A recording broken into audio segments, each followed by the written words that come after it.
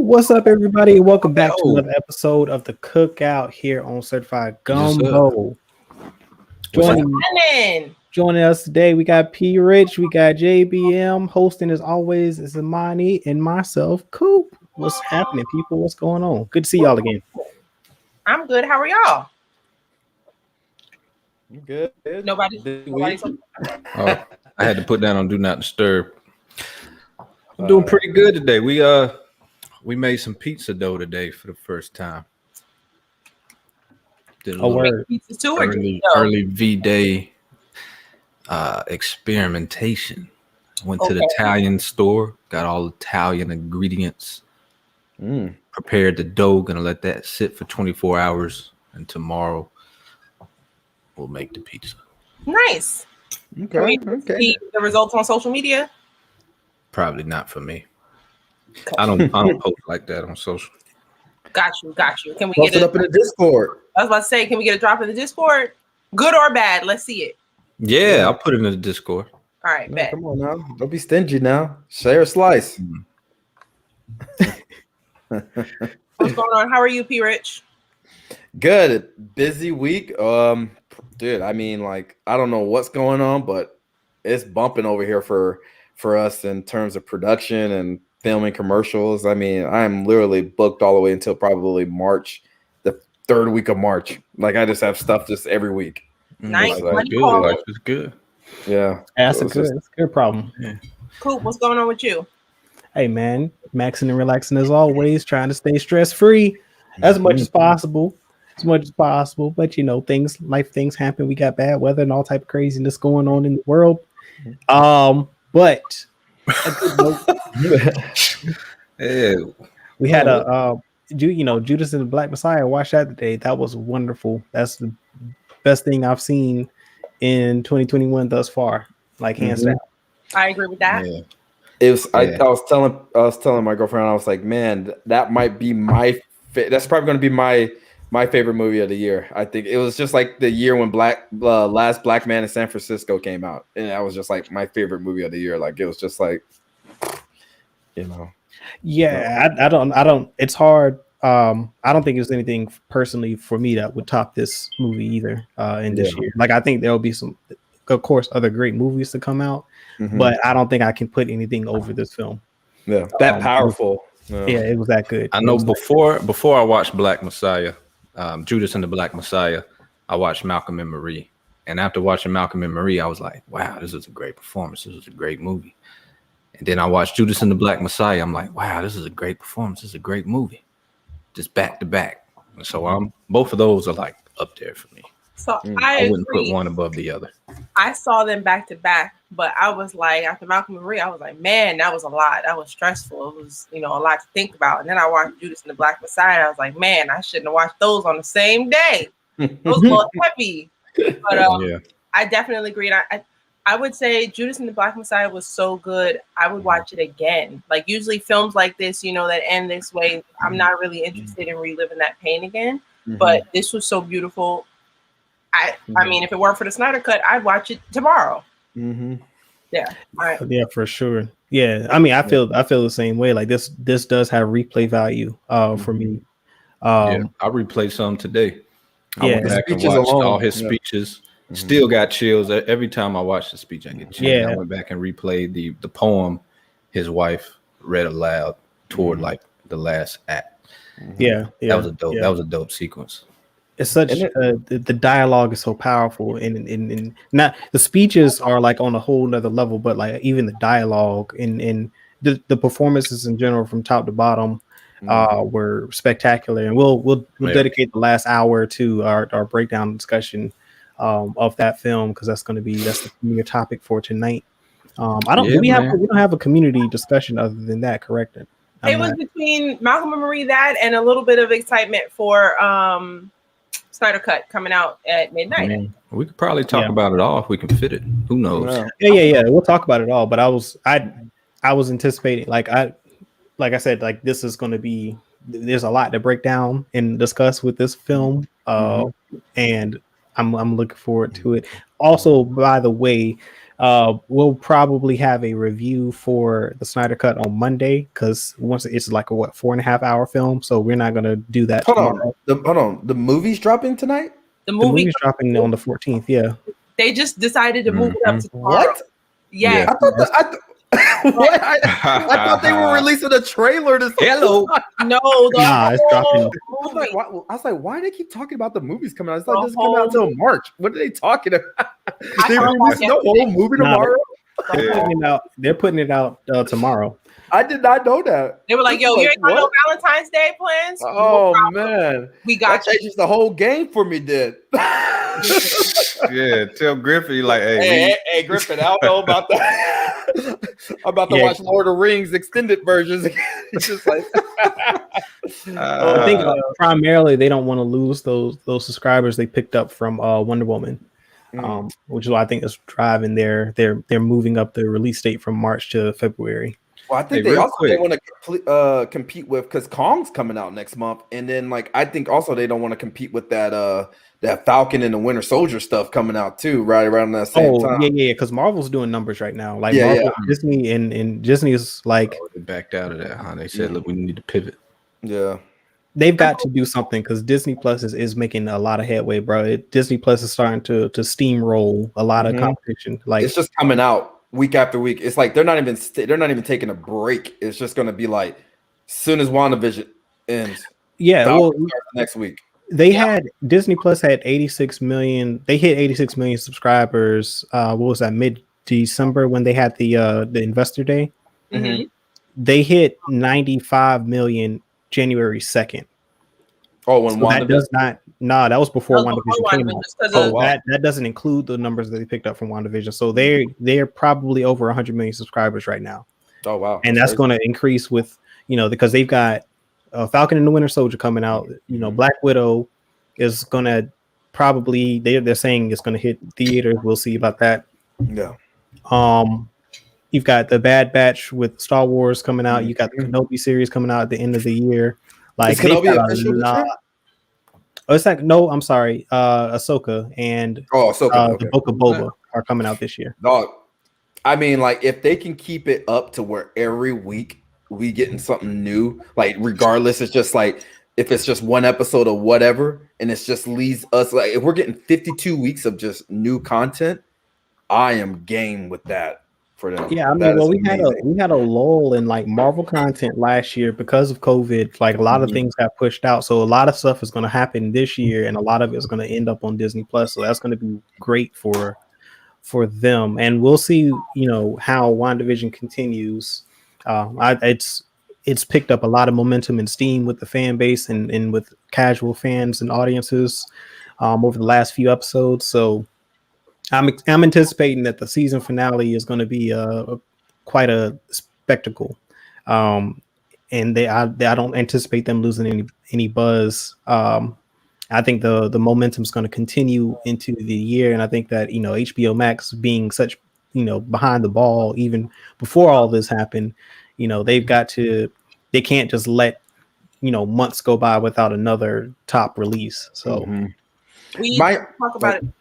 I was gonna say we don't talk about it as much, but HBO Max is getting heat from Netflix too. Netflix announced earlier this year that they will be dropping a film every single week. I think they're gonna have more than 52 films. I think they said something like 70 something films are dropping, and that's outside of the shows that are coming back. So HBO Max is gonna be feeling heat in every direction. Yeah. So they've got a lot they got a lot to catch up on. And I think John Campia tweeted earlier today, like, because he's been a very critical of Disney Plus, and he's like, "Yo, if Disney Plus keeps releasing content like The Mandalorian season 1, 2, and WandaVision, like, I mean, I don't know what else I won't have. I'm gonna have to just shut up because like they're killing it right now." So I think a lot of people outside of him and other studios and other people who are doing and entering the streaming service feel the same.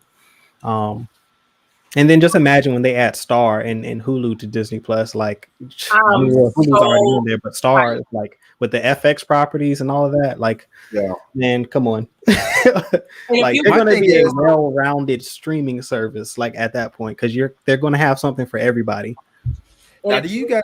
Okay. I was gonna say in a few weeks, the whole Alien franchise is gonna be on Disney Plus. Like that just Yeah, sounds so That's crazy. yeah. Nuts.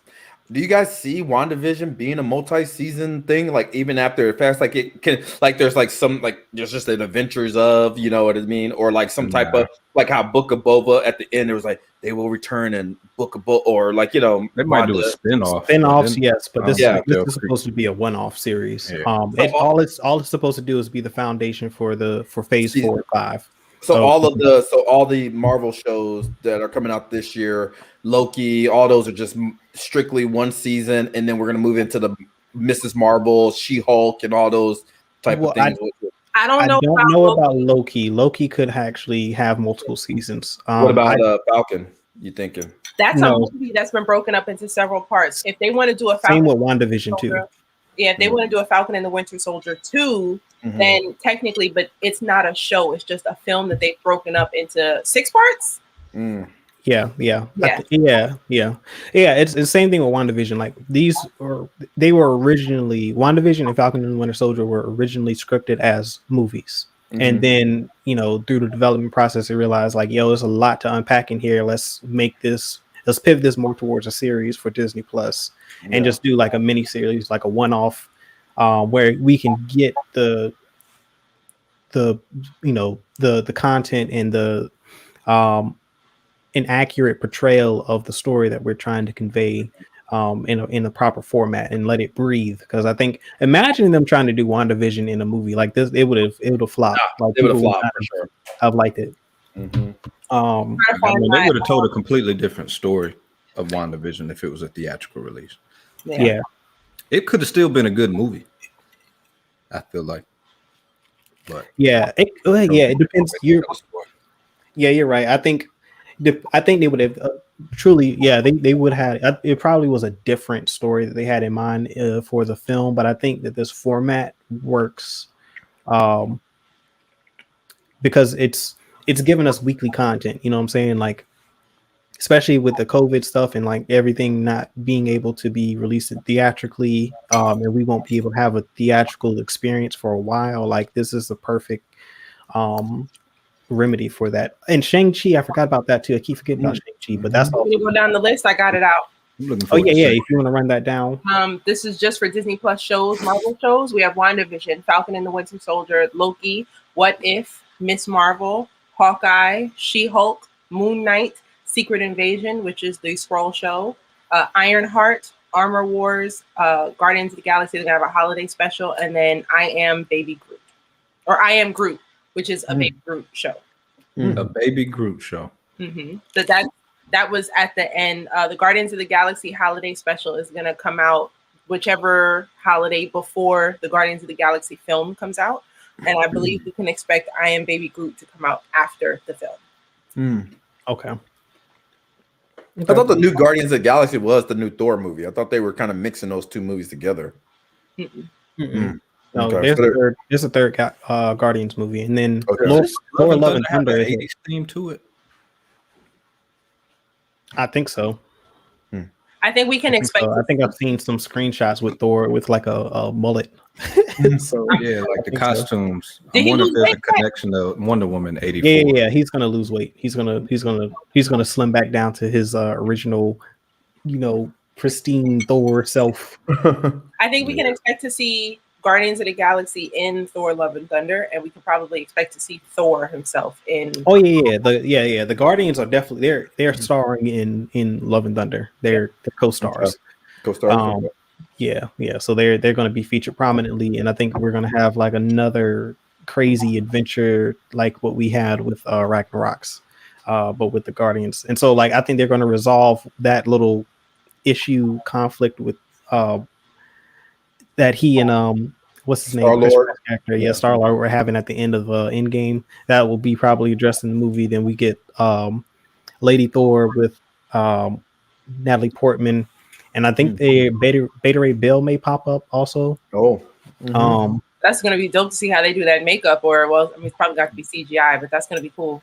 And the villain is what's his name? Christian Bale is playing the villain, and I can't remember what villain he's playing, but a lot of people were anticipating, like, because I think the rumors of the casting for Christian Bale leaked before the role he was playing, and a lot of people thought he was going to be Beta Ray Bill. But then it came out he was going to be playing the main villain, and I can't remember the name of the villain that he's going to be playing. That's exciting. Have we seen him play a bad guy ever? Mad Men? Christian Bale? Okay. Mad Men? Yeah. Christian Bale wasn't in Mad Men. I didn't actually watch Mad Men, so I don't know. You think about John Hamm. What? John Hamm.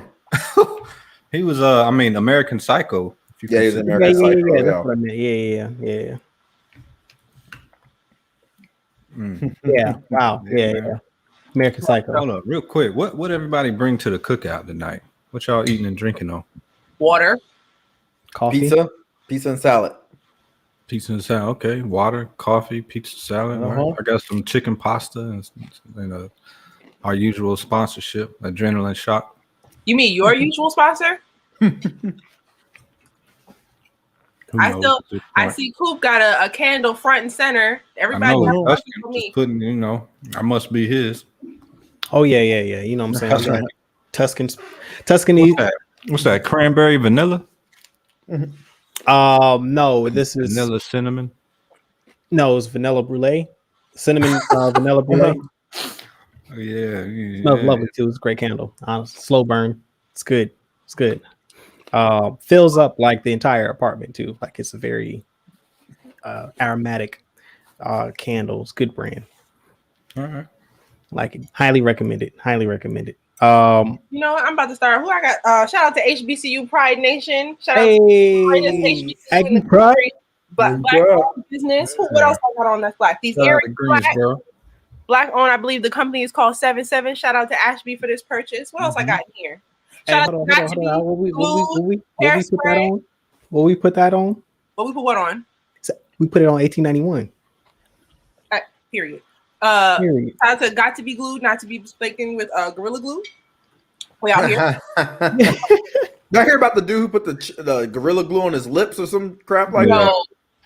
Hey man, listen. He had to go to the ER. Hey man. After I saw a girl. What's that word, Coop, from the other day? Hey man, we're not saying that one here. Hey, that's an insider. Yeah, that's all that is. I saw a woman use them to put her eyelashes on. Her eyelash glue. No, she did not. Oh. Hey, listen.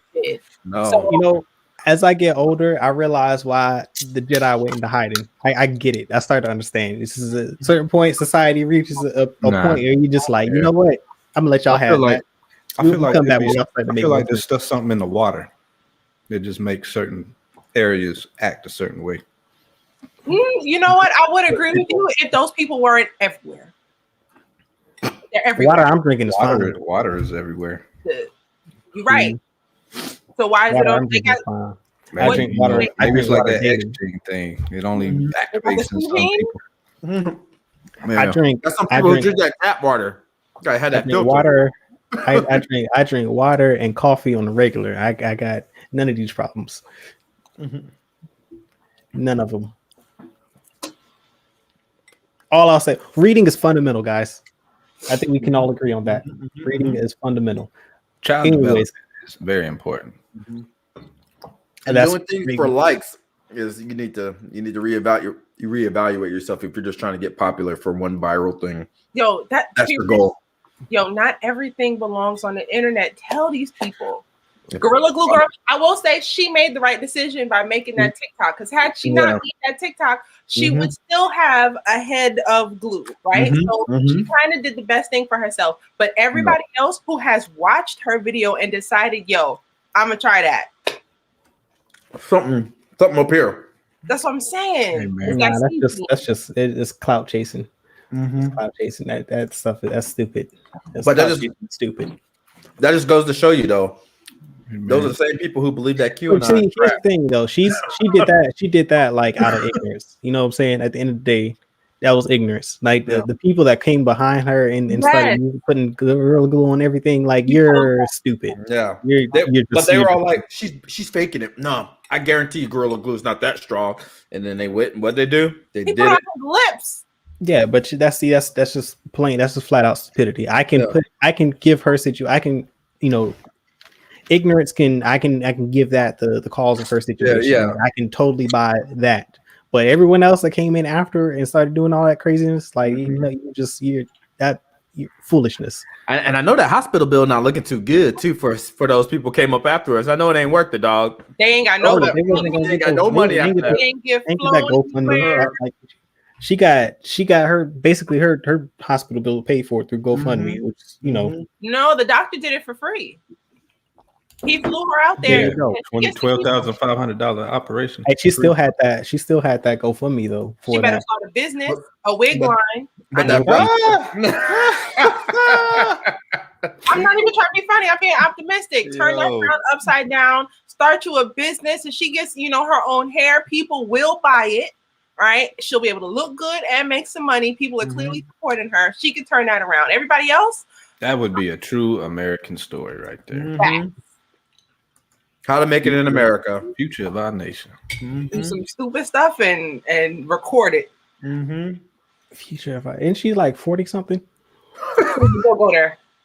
He said future of the nation. I'm just saying. I mean, I'm talking about like the American story of the possibilities. Freeman was like, I don't know about that. This might be a little out of prime for the future mentalities. Hey, that's been ever present throughout all society.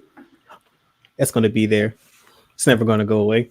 It's just a reality. Hey, we got another reality though. What's that? Chappelle got his name back, man. Chappelle show. And some good news. That man finally got paid. He got paid. Yeah. They finally paid him. Netflix paid him? They removed that line that said in perpetuity throughout the universe. Yo, that was a crazy line to have in a contract. For real, though. Free to use your name in perpetuity throughout the universe. They probably put that in there just to be funny, like, yo, he's never going to read this. And then, of course, he ended up reading it. But Comedy Central gave Dave Chappelle his money, and the show is returning to Netflix. Nice. It was also on HBO Max. HBO Max was. took it down in secret. They didn't say anything. It just wasn't there after a while, but it'll probably go back up as well. Yeah, they just swept that under the rug. They were like, "Ooh, let's." They did him dirty, so it's for the best thing. Yeah, so shout out to Chappelle for making that move. I mean, he had no other power. Like, what else was he going to do? I mean, he could have not done that. You know, I feel Dave like not too many Chappelle was people would have turned that into a stand-up bit. You know, but that's why he's Dave Chappelle. Exactly. He's watched. Dave Chappelle. He's not gonna. Dave Chappelle doesn't become Dave Chappelle by being stupid. Yeah. He doesn't have that reputation. Like he's a very, very brilliant person. So he used his platform the way he should have to handle that situation, since his legal team didn't seem to know what to do. So he did what, I mean, it's just the logical, in my opinion, that was just a logical choice. Like, hey, look, I got this huge platform. If y'all not gonna do right by me, I know they will. Wow. I watched the interview that he did with David Letterman on Netflix, and finally found out about the skit that inspired him to leave. That last skit. It's on Netflix, the David Letterman show. But that is an underrated show too, by the way. It's really good. There's not one interview that I didn't care for. Yeah. But I understand now why he left. If anything, as a Black person, I'm kind of thankful that he recognized that. I mean, it was a really tough decision. He walked away from a lot of money, and as he says, his life wasn't very great afterwards. He didn't know that what he has today would have come. But that was a really, really strong, difficult decision to make. So I commend him for that. And I'd like to say thank you. He could have, put that skit out and continued the joke and continued, for lack of a better term, making Black people look terrible on television. Insider word. Yeah. And he decided not to do that. So thank you. I thought it was also interesting too in that interview. And that, by the way, the show is called My Next Guest by David Letterman, and that's on Netflix. So definitely go check that out because he's got a lot of people. I think his first interview was Barack Obama. It was his first interview, I believe. Yes. Letterman be coming on the fire now recently too, man. Some of his old interviews about how he be treating women. coming up on the show. Didn't he already go through the ringer for that? I don't know. That's why he left late. He's been coming back up at like it seems like is this the fake woke parade coming up trying to they're coming back up again for him every decade. Jesus Christ. The Bill Cosby Quaalude interview. Yo, Huh? What? Wasn't that a Letterman interview? No, y'all know. Never mind. Don't worry about it. I don't know. Yeah, I was supposed to say, I don't know. Was it? Bill Cosby Quaalude interview. Somebody was interviewed about Bill Cosby? No, someone was interviewing Bill Cosby and they were joking about, slipping women Quaaludes on national television in I think the 80s or 90s. That was probably the 80s. So it was either unless it was like if it was in the 80s, that might have been Carson. Whoever it was, it was bad. So, but my bad, David. If you didn't do that, I apologize. Bill made a joke on a late night show talking about slipping Quaaludes in women's drinks. Yeah, that was both the interviewer and Bill Cosby were saying that and joking about it. Ooh. And I mean, back then it might have been funny, but when I watched it, I was like, "Yo, cringy. That's wild." Yeah, ain't that crazy how certain things are perceived as funny at one point and later down the road it's the complete opposite. It makes me worry about what I'm doing right now that's not going to be okay. Right. Glad I'm not on TV, Lord. YouTube, you are. You're on YouTube, bro. You on the internet, bro. You got a paper trail now, dude. Oh man. So I love the pause for y'all. That like 1 to 2 second pause was hilarious. I'm gonna let you know right now. If wizards come out as real and they see the wizard strokes jokes, they're gonna have some words. Hey, these wizard strokes. Yeah. They gonna pull this feet up in 2039. Like, remember when you said? For real. Hey, that's the thing. Well, you gotta just give people time to like learn and do better. Like, give people. You got to give people time. Like, you call them on this. Like, when you got to call people out, hold them accountable, and then like make sure if they change, they can change their behavior. People can change over time. Like this, comedians have evolved over time. Like people's have learned how to tell and be funny within the context of the time that they're living in. I think Dave Chappelle is a wonderful example of that. Like he knows how to. I mean, his career spanned a couple decades now, like, and he's maintained a level of relevance. So it's like since he was 16. Yeah, so that's like 15, 16. Yeah, and it's like you hear, and I watched, and speaking of comedians, the comedians in cars getting coffee, like watching Seinfeld interview and talk to his different comedian friends about like what it's like to be a comedian and like how they've learned and how they look at some of their old material like, ooh, I wish I didn't say that, but it's in the past, but it's like they learn to like, we gotta adapt too. You can't just like tell the same old stuff. That's not like, it's not cool, like I don't know, but I think that's just a society thing that we just gotta get to. Like, it's important to hold people accountable and to acknowledge when you've done wrong, but you've also got to give people time to change. Well, the thing is if you continue to do those, it's just the same thing with Josh Whedon. He's been doing it for 20-something years. He's just doing it and doing it and doing it on every single project he works on.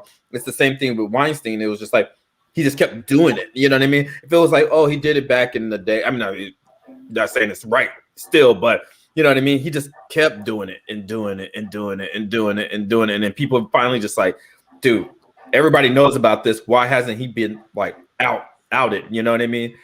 But you also got to look at the system and the people that are around it and are and not. They're not holding them accountable. Like they're hearing about it and they choose to sweep it under a rug and it perpetuates it. So that's what makes it worse. I mean, I see it all the time, even working on sets here where there's like people. What do you see firsthand? Dude, on set, I mean, it definitely hasn't trickled down to the commercial area yet. That's like all that, Me Too movement and like, hiring diversity. It's like it has not reached at least in Phoenix, obviously, because I'm always the only black person on set. It's just like, you know, and that's been like that for years. I mean, there's been like a few other black guys who come and go, but like for a really long time, it would just be like me, like, you know, and then like when we have like a black athlete or a black actor, you know, they'd be like, "Hey, Parker, can you come stand in? Can you come stand in?" And I'm like, "All right," you know, because I'm the only black person they can light, you know. And then I'll be standing in for big time talent like athletes because I'm the only other black person on set. They don't want to call him on set to light them, so I'll have to sit in, you know. What's that mean when you sit in? I'm just standing in. I'm just like, I'm in place, like, you know, I'm just standing in and, you know, where the camera, you know how like on movies, you'll see the credits. It'd be like, stand in for Denzel Washington, the stand in for so-and-so, the stand in for, and that's just so they're like in the trailer doing their thing, you know, reading their lines, but obviously the DP and everybody, they have to set up the shots. And so I'll stand in for like, you know, athletes all the time, or they'll ask me to be that random black person, like in the background. You know, you have to be the ambassador for the black community. Yeah, it's just like, you know, like I remember being in an MLB commercial. It was just like, you know, hey, you mind, you know, because I was the only black person on set. Hey, you mind pretending like you're in the back of the locker room, just, you know, putting on some clothes. You know what I mean? They pay you for that? Huh? Do they pay you for that? Yeah, they'll bump me. They'll give me some extra cash for it, but like not like how an actor would get paid. You know what I mean? Like if I got hired to act, you know what I mean? You got a SAG card? You know, I did have a SAG card at one point because I did some national. You know, I was eligible for, you know, because I did some national spots because I was in like this McDonald's thing where I played like a high school student with a grown beard walking up some stairs. Like they're like, "Hey man, just throw a backpack over your shoulder." I'm like walking up the stairs and I got like a full beard. Like if you slow it down and you can see my beard, like it's just like I look like I'm in high school, but I go fast enough to where it's like, yo, that was so normal though. Like they always thinking about like, you know, growing up, like the way they cast high schoolers, like they were like full on adults. Like you thought like high school was basically like it looked like a bunch of grad school students, like because they were basically about that age. Like everyone cast is like 25 and up, and you're like thinking that this is gonna be what like high school is like, and it's like, nah, these kids, like, you know what I'm saying? Like just an inaccurate portrayal of high school.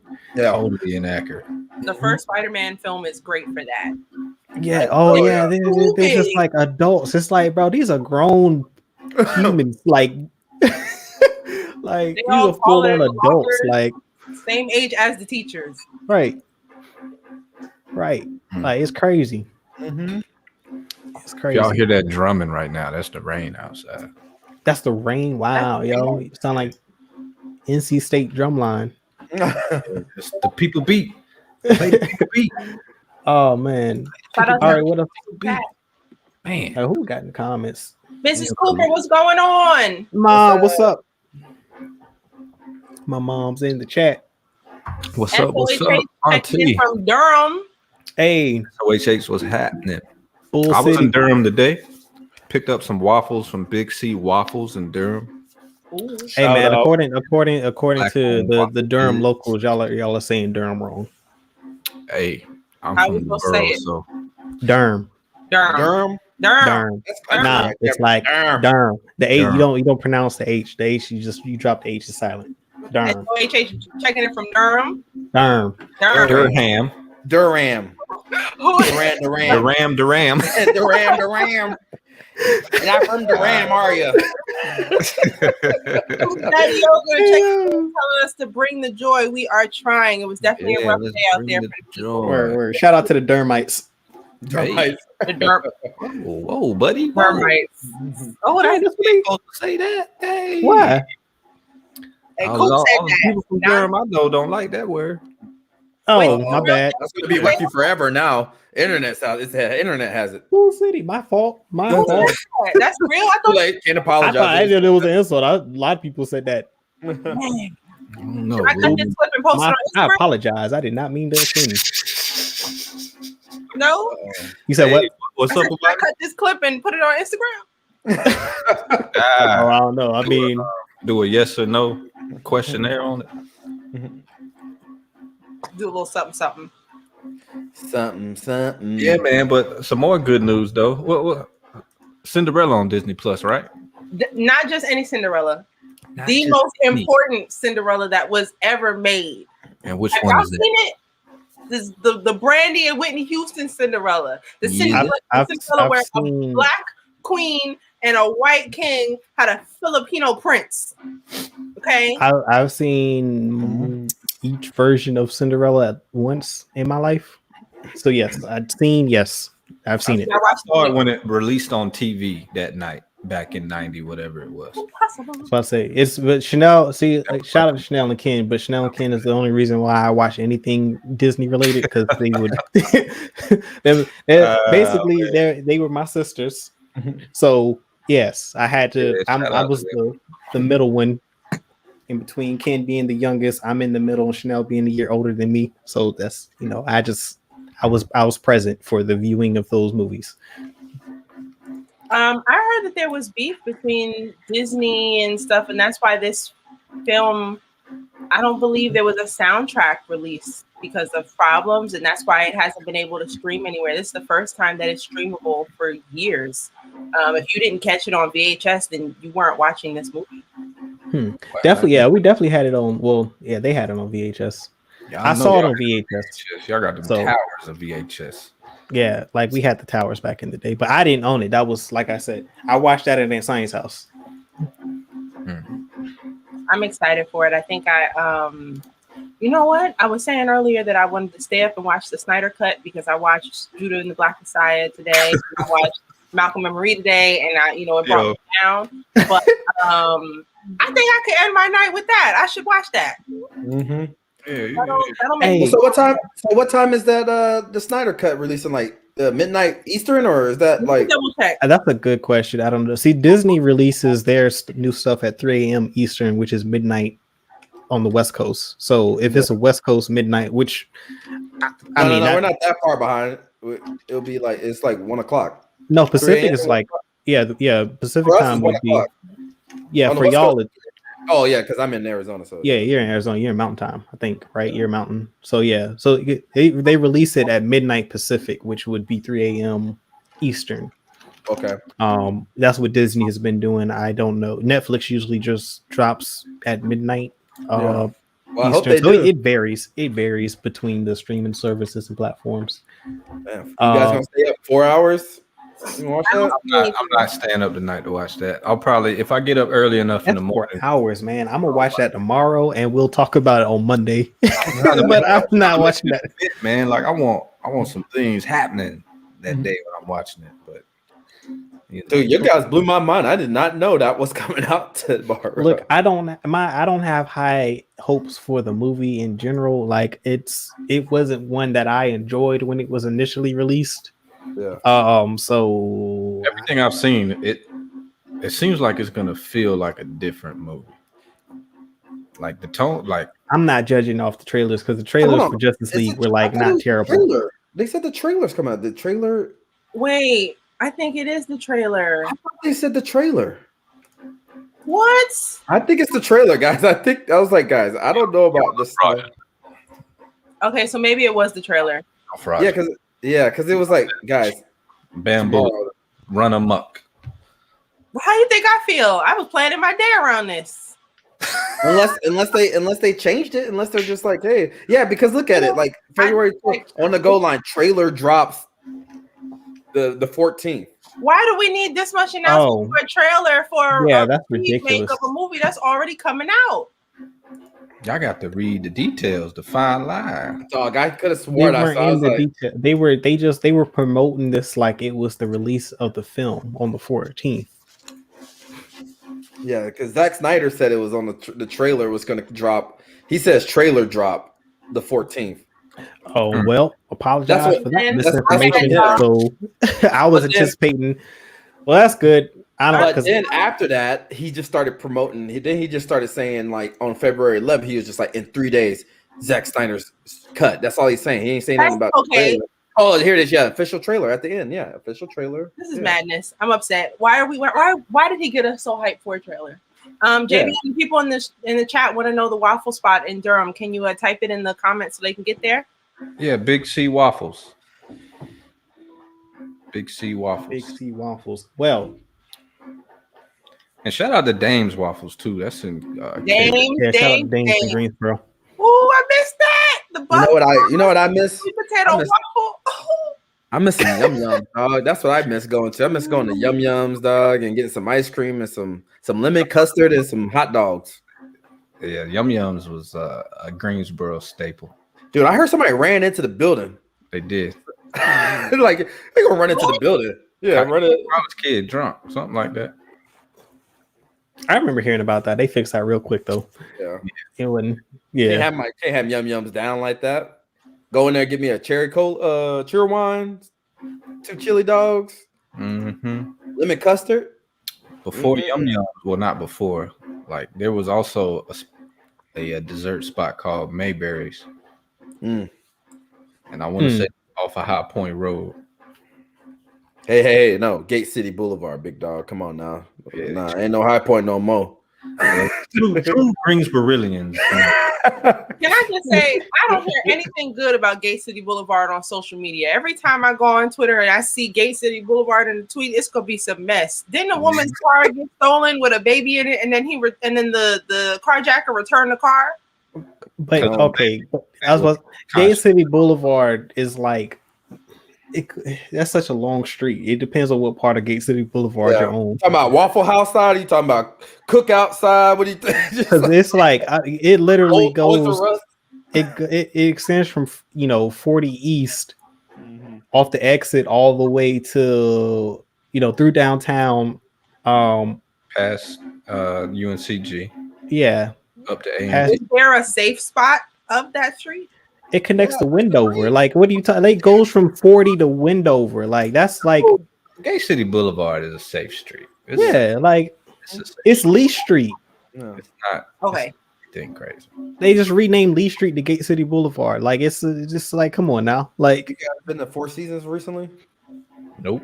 Recently, why would I go to Four Seasons? I don't know. I'm just trying to. I ain't been to Greensboro in friggin' like a decade or like 5-6 years. In the panoramic? You want me to go to a mall in the panoramic? I just want to know if the Cinnabon's still there because I used to work there. I just wanted to see if it was still up. Cinnabon ain't going. Cinnabon ain't never going out of business. Shout out to Cinnabon and Annie's only existing in malls. Yeah, exactly, man. One outside of a mall. Jake's Diner too. Hey, shout out to Jake's. Dude, you know what? I wish we had Cookout over here, man. I think Cookout need to come to the West Coast. Nah, Cookout jacked up their prices. Cookout's like $10 now. They bougie. Really? Cookout be the spot. Cookout expensive. I was talking people up on Cookout. I was telling people, I was like, dude, Cookout's it's the East Coast version of In-N-Out and blah blah blah. It's like if you guys go to, they taxing and the quality of the food didn't increase. It's a dub. I was telling them it's over Cookout. I ain't been to Cookout in years. When I was in Atlanta. Stuff on the cost of Cookout, like $25. That's 5 Cookout trays. Right. That was right. You get a burger, 2 sides, and a drink for $5. Like it was like $5.50. Like come on, bro. Like that's and it was like greasy and not healthy, but $5 is like, hey, what are you expecting?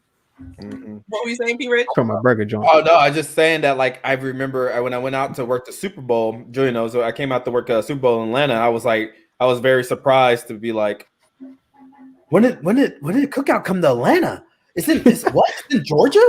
Like I'm used to it just being in North Carolina, and then like it just bled down. And dude, and I mean like I went there. And my sister was like, "Yeah, it's here. Like, go ahead and get us something from Cookout." And like, there was like a line going into the street, like how we used to see anyway. The Cookout going into, but this was like a full blown, like it looked like a McDonald's because how the ones in North Carolina are like the little square walk up window and everything like that. This is like you could sit in. It's like yeah. See, that's why they upped the prices because they added that like indoor dining portion to their buildings. It's like, man, and this is not what this is about. There was one in Greensboro that you can sit in.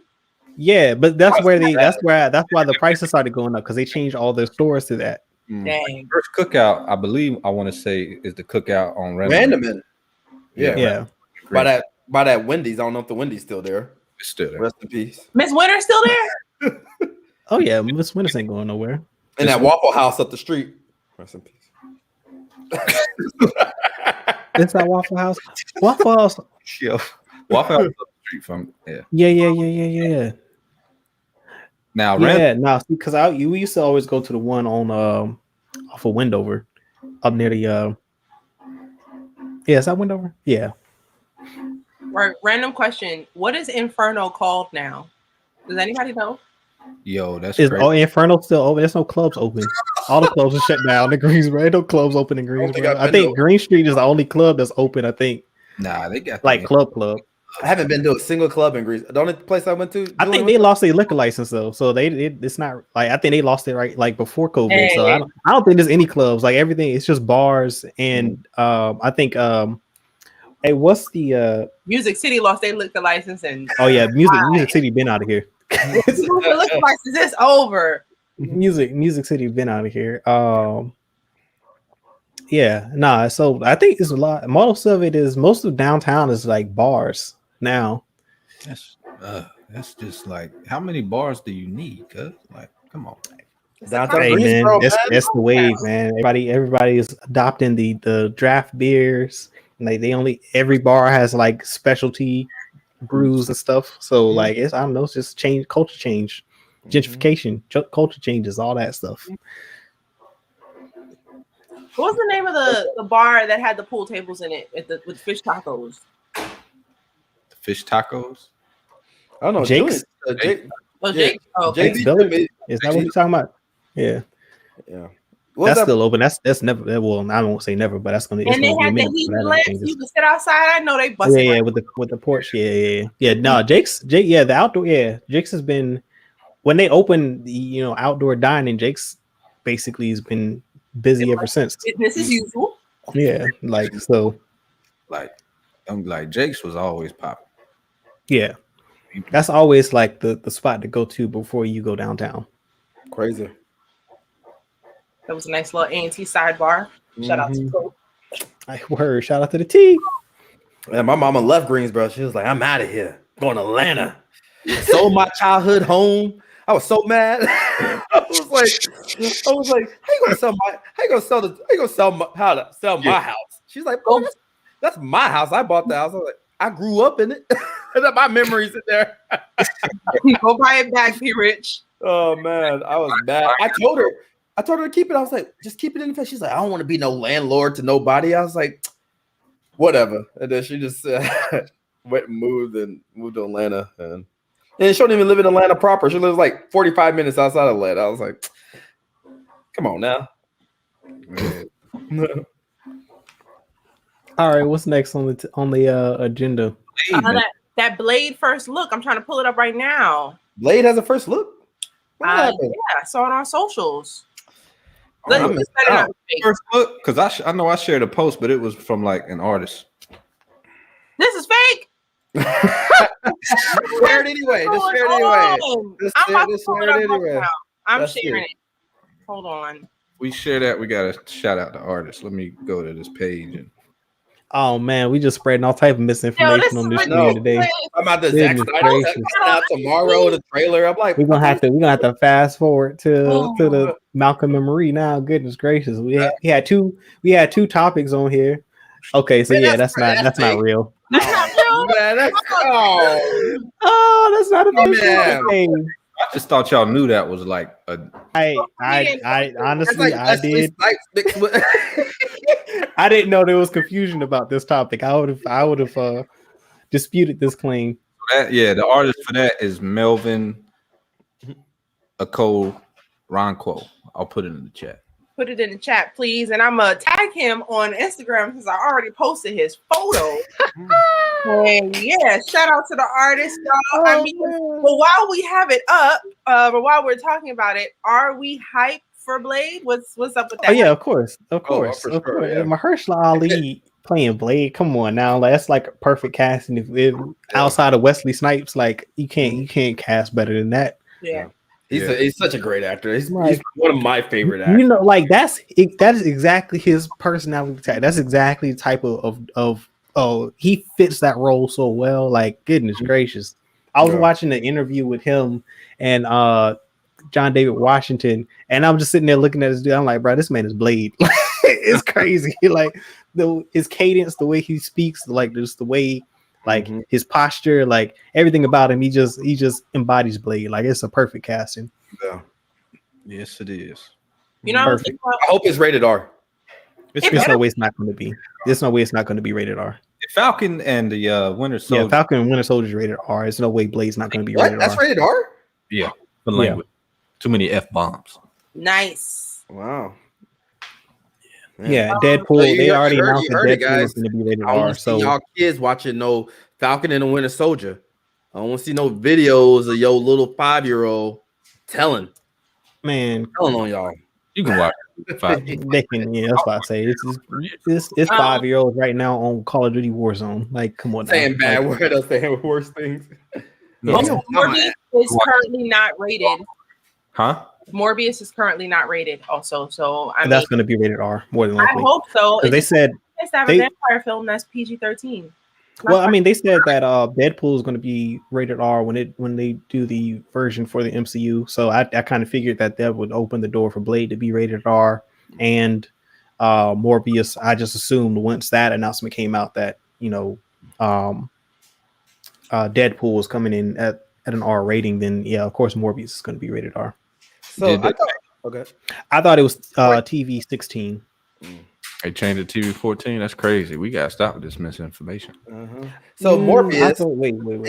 I thought I saw TV 16. Or does he use it? I thought in the Spider-Man show, he used it like his hands had like suction cups or something on it, and he like sucked plasma out of you or something like that. He didn't like Morbius. Remember in the Spider-Man animated series where he had like his hands had to like. Yeah, I remember that. And he didn't really bite people. He just hold on. Falcon and the Winter Soldier has been rated 16 plus, TV 16, not 14, that's higher than I think. WandaVision is 14, so it is. And Falcon and the Winter Soldier is given a rated R rating overseas. So I guess it's on the line. 14, basically. The rest of the world is calling it rated R. Yeah, so it's on the line. It's on the line. We had now we fact checking on air now. It's rated R. Two misinformation, 2 topics, 2 things. So what you say? Gotta double check. I was just like that American propaganda. That's why they rated it R. They're like, nah, they ain't getting this American propaganda, Captain America crap over here. Oh yeah, whoa, what's his name? What the new who's the guy? The Captain America. That the CIA. Yeah, the CIA. He like that dude is he's brutal. He's not the Captain America. He's not the classic Captain America. Hey man, I'm excited to see the Falcon as Captain Is America. he super soldier or no super soldier? I think he is supposed to have super soldier serum. I wonder if we're gonna get cap cameos in this. Yeah, U.S. agent. Sorry, thanks. Everyday Geek. Yeah, he's very brutal. Old. John Walker, U.S. agent. Well, just even any flashbacks of him living his life with Peggy or anything like that. Him leaving, like, I don't know, because I mean, like, he had to. Oh my God! What if? No. Because I was thinking, like, you remember when Captain America kisses the one chick? I was like, what if he was kissing like his daughter? Don't. Huh? What? No. Oh, because Peg. Don't. No. Let's not do that. My mind. Are we having a weird like? No, that's an alternate timeline. That's not his daughter. An alternate timeline. Hold on, explain. Because so in the real timeline, it's when he refuses to come back, that creates a branch timeline. So that wouldn't. So Peggy Carter would not be his daughter. Doesn't in that branch timeline cause all types of problems, huh? Not Peggy Carter, but the Sharon Carter or whatever her name is, the agent. Sharon, Sharon Carter. No, but then hold on, that's like his Square Zero daughter or something, right? But he's not even supposed to be like real. Oh, you know what? Actually, no. She said something about how that was Aunt Peggy to her. Yeah. It is. It's her niece. But who knows? You know what I mean? She has. It is her niece. Yeah, you're right. It is her little niece. Funky. Yeah. Everyday Geeks, don't forget that Disney and is about to have another channel called Star coming out in a few weeks, where it's going to have all of Fox's properties. So you're going to see a whole lot more than an F-bomb on Disney Plus. Now, Yeah, do you have to pay extra for that? No, no, It's it's all another going to be channel. included in your standard Disney They'll Plus subscription. increase the subscription next year. I'm sure. Oh yeah, price will go up, but this year it's not going to. That's why you gotta get that Hulu combo. It's like $19 for Netflix. I got that Hulu combo right now, where it's ESPN Plus, Hulu, Disney Plus, and what's the other? And Hulu, pretty much Hulu without commercials for $20. Mm-hmm. Oh, that's nice. I'm paying for Hulu without commercials now. Yeah. So Hulu, Disney Plus, and ESPN Plus, $20, and I get Hulu with no commercials. Dude, I can imagine watching Attack on Titan right now with some commercials, because I'm be all in, and then they be cutting the commercials. Oh yeah. No, it's the commercials in stream. Like, I can't do streaming and commercials. Like, that just defeats the whole purpose of streaming. Like, yeah, it just takes me out. Like, yo, it's like, what's going on? Like, why is there a commercial happening? Like, Amazon Prime Video is trying it with their own commercials before you watch something. They sneak in, or like when you open the app. But I can do that, because that's like movies, like where you got your the commercials are all like at the front, and they're showing trailers, and I can do that. That's not a problem. But like when you start interjecting commercials randomly in the middle of a plot, I'm like, yo, what is this? Like, imagine going to a movie theater and all of a sudden, right before Captain America picks up Mjolnir, like they cut the commercial break. You like, yo, what is this? Yeah. Trash. Shout out to P. Rich for having that Hulu subscription, because I benefit from that. Hey, don't telling people that we sharing, they're gonna come after us then. Dang. Can't you make accounts? You can make profiles, right? Login info in the chat. They're gonna be like, hey, they had that whole thing where they like how Netflix do. They be like, oh, 3 people watching, cut it off.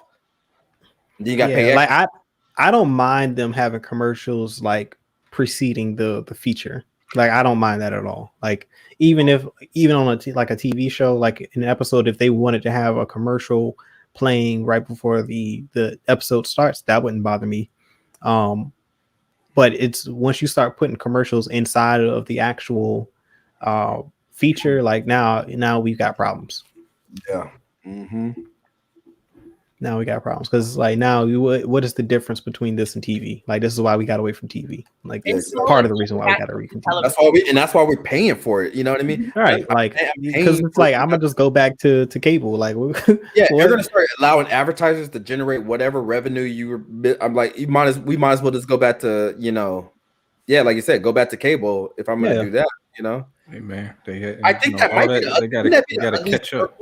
Where it just like then we re-evolve, we go back to cable, and then everybody just, there's a Netflix channel, Hulu channel, Disney Plus channel. You know what I mean? And then that's basically what it is now. That's what it is now. I know, but I mean, like, you're just gonna be flipping through, and just be like, and instead of you paying for the subscription, you're just paying for, you don't gotta change that. With capitalists, you always gonna have this situation. Yeah, it's gonna they were just slow to catch on. Everyday Geeks has a good thing right here where he's saying, I'm saying Cap, Cap that went back will be the one that comes back in Secret War. But what if he's a scroll? What if Cap got replaced when he went back with a scroll? That'd be crazy. Like, we find out. I mean, but they don't actually physically replace them. Like, there's a duplicate of them. You know what I'm saying? So it's possible that a scroll could be taken. I thought in Secret Wars, when they take the thing, they kill the person who they imitate. In Secret Wars. Yeah, they don't have to, but yes, they can do that. Like, in Secret Wars, they can have killed. Yeah, if you're saying in the plot, yeah. But like, at the same, they also impersonated Thor. They didn't kill Thor. Like, Thor showed up. They found out. Thor found out he was being impersonated, and just like, oh no, like, none of that. There's a Hydra Cap. Oh yeah, Hydra Cap, yeah. Hydra Cap. But I think that ended up being like, I remember that it was like Cap was part of Hydra, but I thought that wasn't it like the ending of that alternate. Yeah, it's like an alternate timeline, like where it's what if it's kind of like a what if scenario where like where Hydra and the Nazis actually win, and then Captain America becomes Hydra and a Nazi. So yeah. There's Something different similar versions of Captain America. what we saw in The Boys, or at least what they were trying to do. Yeah, Basically. I'm really excited to see Secret War. Actually, I'm really excited to see like, Yeah, you Secret know, War would be dope. who's going to be a scroll, who was secretly hiding what, you know what I mean? Because we know they've been there all, based on Captain Marvel, they were here before Captain Marvel. You know what I mean? So it's just, I mean, obviously you said there's been an alternate split in the universe now that since, Captain America went off to the alternate time. No, they weren't technically there before. Yeah, because the girl was the chick was Carol Danvers is or no, was she she wasn't a scroll. She was one of the what's the not I keep calling it Nova Corps. It's not Nova Corps. Creed. She was the Kree. Yeah, she's Kree. She wasn't a scroll though. They've been here for a while though. Yeah, the Kree, they've been like throughout the galaxies, like they've been yeah, so that's a little different. Mm-hmm. But no, the scrolls, that was the 90s is the first time the scrolls actually get to Earth. So hold on, but that there's been some bad scrolls already here. Hold on, but there's a spaceship floating above. And then that guy was already on Earth, already impersonating the FBI agent or the SHIELD dude. So how is that? How they had to be here? But that was in the 90s. That's what I'm saying. Like that happens. I know that happens, but I mean, like he had to be there before that, though. There's a wall. They got there the same time that Marvel got there because she's the one that led them to Earth. So like all of that would have happened like in that time period, because I don't know how long Carol was with the Kree and was mind wiped and brainwashed into becoming one of them. But I thought it was like years. She had been with them for years. She was been missing in action for like. I forgot all of this. That was in the Captain Marvel movie. Yeah. Yeah. Every week, I think we see some skulls in the Loki feature too. The trailer that they put out. I'm pretty sure there's a lot of scrolls in that show. A lot of skulls, statues, things like that. So the scrolls are everywhere. I'm excited. Yeah. It'll be easy to put them anywhere just because of that. Yeah, that's mainly where I'm excited to see. I'm just, we saw how Nick Fury was in Spider-Man. And when are they going to add Spider-Man to Disney Plus? Come on, Sony, just go ahead and give them that streaming rights. It's weird to see all the movies in chronological order. You can watch them, but I'm like, you're missing the Spider-Man movies. I think they're still on. They're never going to sell that. You have to find out when that contract ends. That contract's never ended. Yeah. I think Sony's not getting rid of Spider-Man. Yeah, that's not going to happen. I think they have what the contract is that the reason why we see so many Spider-Man reboots is because they have to make a Spider-Man movie within a certain amount of time, or the rights revert back to Marvel. And so that's why you see, that's why they had to come up with that deal, because they were like, hey, we're not going to do this Andrew Garfield, Spider-Man 3. We got to find a way to get people back in and watching Spider-Man movies, because Marvel was dominating and nobody was going to go see Spider-Man by himself anymore, and that was probably their only. You saw the deal almost fell apart, right? You remember? Wasn't a few years where they were about to get back rid of Spider-Man again. I'm like, how are you going to start something, then be like, psych, you know what I mean? Thanks for rebooting our character for us. We're taking them. That's the power of the people, though. We made that happen. Yeah. All that on social media, we definitely made them listen. Yeah. Yeah, because they realized that probably people would just boycott the film if they didn't. Keep it inside the MCU, but the multiverse is going to allow them to retain the rights to the Spider-Man franchise, but also have a version of Spider-Man for the MCU. So that allows Sony and Disney to keep joint custody of the character in the. I'm just excited to see how Venom plays out, and because I really would love to see a really good black suit Spider-Man. Venom and Carnage. Oh yeah, Carnage. Yeah, the Carnage movie. I would love to see maximum Carnage on screen. Spider-Man, Venom, and Carnage. All Sony. I think Sony's going to handle most of that, though. Like the stuff with Venom and like. Venom was a dope movie, though. I enjoyed that a lot. Yeah, like they're going to retain. Yeah, they're going to use like the Marvel formula, but they're going to retain the Spider-Man franchise, and they're going to do like, because they can create their own universe with Spider-Man. They just weren't going full steam with it before. Like, but if they really take the Spider-Man franchise and flesh it out and bring in all of the other characters and different versions of Spider-Man, Miles Morales, like Spider-Gwen, like all of them, and then all of the villains in the Spider-Man universe, like Sony could prosper off that for years. If they just did, I don't, you know what? They can lead Spider-Man, Peter Parker with, you know, Marvel. Go ahead. I don't care. They gave me Miles Morales and their own, like, Miles doing his thing. 3 Sony Miles movies. I'm sold with that. Just give me that. I don't care. You know what I mean? He don't need to be part of the MCU. He don't need to be do any of that. Just give me that, and I'm golden. I'm good. Would you want to keep it animated or see some live action? I would at least see some live action. Let's get some black actors up in there. You know what I mean? Let's stop playing around. Let's go and get him in there. Everyday Geek has they've already got his uncle is in the MCU. Yeah, his uncle's in the MCU. Yeah. Everyday Geek says that there's a rumor that Daniel says that if Morbius and Venom don't make a certain amount of money, that Sony Japan is going to make a Sony America and sell Spider-Man back to Marvel Studios. Ooh. Yes, I've heard that too. And wants to go back to being a tech company. The only reason Sony already didn't sell the rights back is because Far From Home made $1 billion, so they didn't want to sell it. Well, I mean, it's going to make money now that it's involved with the MCU. Yeah, well, and people know it's connected, so like that's so they're going to dissolve Sony America? No, they're going to make Sony America and sell sell that to Disney. Yeah, and Sony America will focus on just making movies. Because, like you said, it's a tech company. I mean, Sony partnership. They got a lot of stuff going on. Yeah, Sony is a tech company. Started out as a tech company. I mean, yeah. I would love to have a Sony Bravo TV. You know, it'd be like a $2,000 TV. And where's my PS5, Sony? Did you get one yet? Get yourself together, Sony. We need that. I ain't get anything, dude. I ain't get no the way they're over here releasing games for PS5, and I'm like, when y'all gonna have a stock in? Like the way Sony and Microsoft have handled the release of these consoles, I've almost completely lost interest in getting a console. Yeah, like I'm just not even interested at this. This is just ridiculous. Like.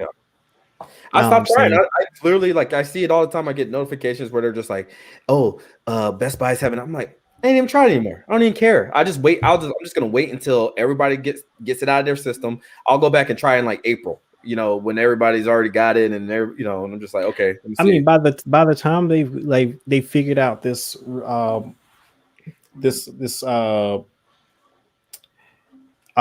distribution problem, they've worked that out. Like they'll have made the second iteration of both of these consoles, and that'll be ready for release. Like, so it's like I don't even want this first generation anymore. Like they're going to release the PS5 Pro and a Xbox One Elite in a year or two. So it's like you may as well just wait for that to come out at this point.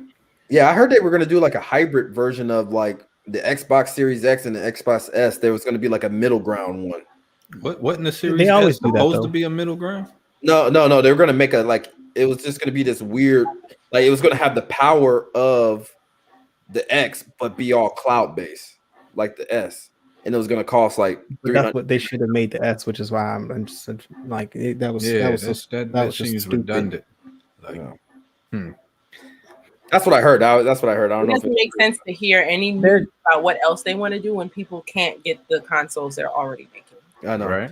I just want a black. This is what they do. Like they always do this. Like this is. I mean, when did the PS4 and Xbox One come out? What year was that? 2000. What year? 2014 or 2013 and 2013. Yeah, it was Christmas of 2013, and then PS Pro and the Xbox Elite came out 2 years after that. Yeah, November 2013. Yeah, and then 2016 is when they released the Pro versions, and I'm like, that's so stupid. Like I'm not here for that. Like I don't like the S. That's what Apple does with the iPhones. Like I don't like that model. That's just stupid. Like they'll release a model, and then a year later, when the tech increases, they'll give you another version of the same phone with some minor updates, and then charge you the same for what they gave you last year. It's basically the same product. Like that's stupid. Like I'm not here for that. Yeah. Like I'm No, holding People on to keep the wheels people fall keep off. buying it. Yeah, like I'm not here for like I don't care for Microsoft or Sony that much for me to support them like that. That's just stupid. Like, no, I'm not here Give for me that. my black PS5. I want that. Yeah, I'm going back to PC. This is stupid. I'm not here for it. Hey man, I gotta play my Miles Morales games. I gotta play my Spider-Man games. I gotta have it. Power to you. P. Rich always been on that Spider-Man. Yep. I want that Spider-Man, you know what I mean? Power to you. Gotta have my Power. Spider-Man games. Miles. All right, we're getting in this community discussion, huh? I mean, let's start it. Yeah, so Man, we're starting with what do y'all want to start with? Malcolm and Marie. I haven't seen Malcolm and Marie yet. I haven't Malcolm seen and it. Marie. Come on, preparedness. Hey man, I just What I was and like I said, I was hearing some weird things, some conflicting things. Yeah, it's starring all black cast, but I heard that the director was white and he kind of was interjecting himself in these black characters, and I was just like, What? yeah, the director, he's I don't know, man. Interjecting himself in these characters, Into like his like he was basically using his voice through through them. them and stuff. He was like, I would say it's the other way around. He was telling a story of his own and decided to write it. Ain't that for what Black storytellers people. He do? interjected Black people into his own story, if that makes sense, because this is essentially his story. It's about a conversation and an argument that happened with him and his girlfriend. So he was like, yo, so this happened, but with Black people. Is that what People is got a that how problem with that? is that what he did, or did he just cast black people instead? I'm I mean, kind of confused. there's No, Like, I don't know. Zendaya had a heavy hand in this, though, right? Yeah, that's what I was race, saying. race was a part of the film, so we can't take that away from it. But he says that it was inspired about a real argument that happened between him and his girlfriend. But he is not a Black man. And a lot of the argument was about, well, not a lot of the argument, but portion of the conflict that they were having was about Malcolm being a Black man. But we know that the director, the writer, is not. So he wrote a story about an argument that happened with him and his girlfriend. Decided to, I don't know if the decision to cast Black actors or the decision to make the character Black, I don't know which one happened first, but he turned it into a Black story. cashing in on the blackness, white man cashing in. So, but I'll That say sounds like some fake wokeness to me. I mean, I watched the story and I was like, it all felt authentic to me. I think so too. And I think just watching it, that the conversations on race were not the big to-do of the story. This really It was not about that has issues. Like, they have some serious problems, and I would say my critiques of the film are not critiques of the film. They're critiques of this dilapidated couple, and I keep forgetting that they're not real people. Like, I want them to they felt like real people, right? I want them to go to therapy so bad. Yeah, like, man. If you're in a relationship, this should, Yo. if you want to be in one, this should inspire y'all to communicate. Like, Yes. excuse me, you do not want to go through what they're going through. Like, I had to reevaluate. Maybe I shouldn't say this. I don't know. And they were ready to go to bat too. They were like, as soon as one was done, the other one was ready. Yo, Like, y'all are stressful. I don't want to watch it. It's a good performance though. It's not stressful like performance. that. It's like a Shakespearean style tale, I want to say. I felt the direction on it was great. But I was like, I told myself I was going to watch it for the show, and I'm not upset that I watched it. I'm glad I watched it. I think I could even watch it again. I could definitely watch it again. Yeah, this isn't a once and never again. I definitely enjoyed it. I wouldn't say that it left me happy, but it was definitely something that I would tell others to watch. Absolutely. Yeah, it leaves you with something to think about. Definitely. Yeah, it definitely makes you feel for both characters. It makes you at least a little more understanding of both of their perspectives. Yeah. Man. Yeah, it's the race side, like that was a second, third hand thing that only came out in dialogue about one particular topic across a couple scenes, and that was it. It wasn't. Yeah, I don't get where that commentary is coming from. Their relationship doesn't have issues because they're Black. Their relationship got issues because they have issues individually, problems within themselves that they have not fixed, and now they're just two problematic people trying to. I mean, they're not even trying. It was just. One was drunk, the other one was over it. That's been the critique that I've heard like on social media of it. It's just like these are two toxic people in a relationship that is just like basically defunct, and like they articulate their sides of the story, but they're not listening to either side. Like they're basically stuck in their ways. Yeah, no, they're listening. Like, they're just trying to one up the other, or trying to be heard. It's basically trying to be heard. Yeah, that's not listening though. Like if you were listening, yeah, they weren't listening. They were just trying to. They were definitely listening. I don't know. Some breaking news here. They couldn't get outside of themselves. We got some breaking news. I don't know if you guys heard about this, but I hope it's good. What's up? The last 3 episodes of WandaVision will be an hour long, according to Kevin Feige. Each episode 60 minutes. Yep. It's lit. Like the story 60 minutes or the whole, like, including credits. The last, I don't know. It just says it's been. I mean, they've been averaging like 37 minutes. Yeah, so the last 3 episodes of WandaVision will be an hour each, according to the Marvel Studios. That's what's up. I was going to say, I said that yesterday. That's what I say. This is the movie though. Like that's what that sounds like. These last 3 episodes are basically what the movie was going to be. Mm. Okay. All right. That makes up for the first 2 being 20 minutes each. Oh my goodness. You had 15 minutes of credits and 20 minutes of damn showtime. Like, come on, man. What y'all doing? You feeling better now? Yeah, I am, man. I gotta. Anytime I hear that, it's just like, golly. But yeah, speaking of black and white, Malcolm and Marie was. I'm expecting that to get nominated for a lot. Yeah, I think the DP work on it was pretty outstanding. Cinematography for it to be in one location. It was good. It was good. The value on that house went up. Absolutely. That last scene just it told me, like, it may look picture perfect. Mm-hmm. It's not a perfect picture. Her house, they were filming at her house during quarantine. I thought that was the story. That's Zendaya's house? Yeah. She got a nice house. She do. If that's her crib, that's nice. I think she's done well for herself. Yeah, it's a house itself. I wouldn't be surprised if that was her house. That she's done really well for her. She Marvel, Disney. That movie, I want to say, Zendaya. Yeah, she was a Disney star, like superstar, before she even got the role in Spider-Man. Like she's been getting them Disney checks since he was what, like 10?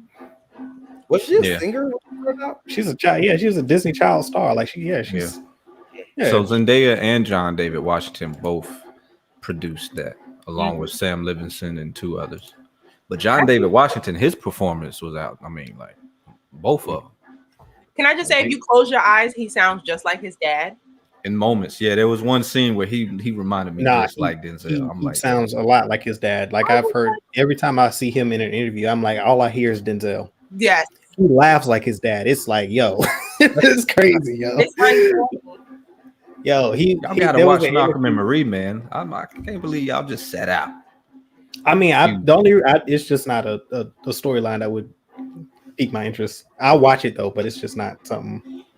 I wasn't gravitating, like all the stuff I was hearing. I was just like, it's not something that was like, man, don't listen to the internet. Let me just watch this movie.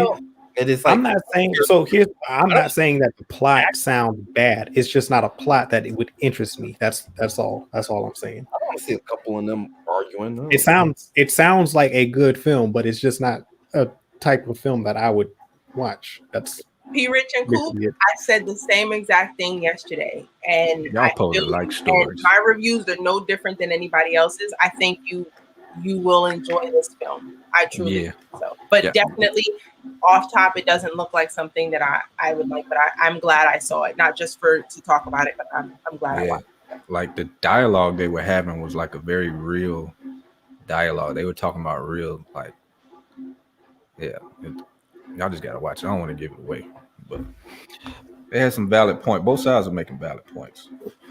I will give it a try. Like, Yo, that look, it's taking so much for you to just be like, I'm gonna give this a shot. huh? Yo, huh? I said you've been hating on this movie for weeks, Coop. I'm not hating Oh, on Coop it. been hating? You been hating, Coop? I told you. I'm not hating. I just told you that it sounds like a good plot. It's just not a plot that I'm interested in. Yeah, fair point. P. I'm Rich, not you saying, supposed to be a film at all that it's connoisseur, though. bad, I'm like, you I don't kinda believe that it's a bad letting me movie. down right now, man.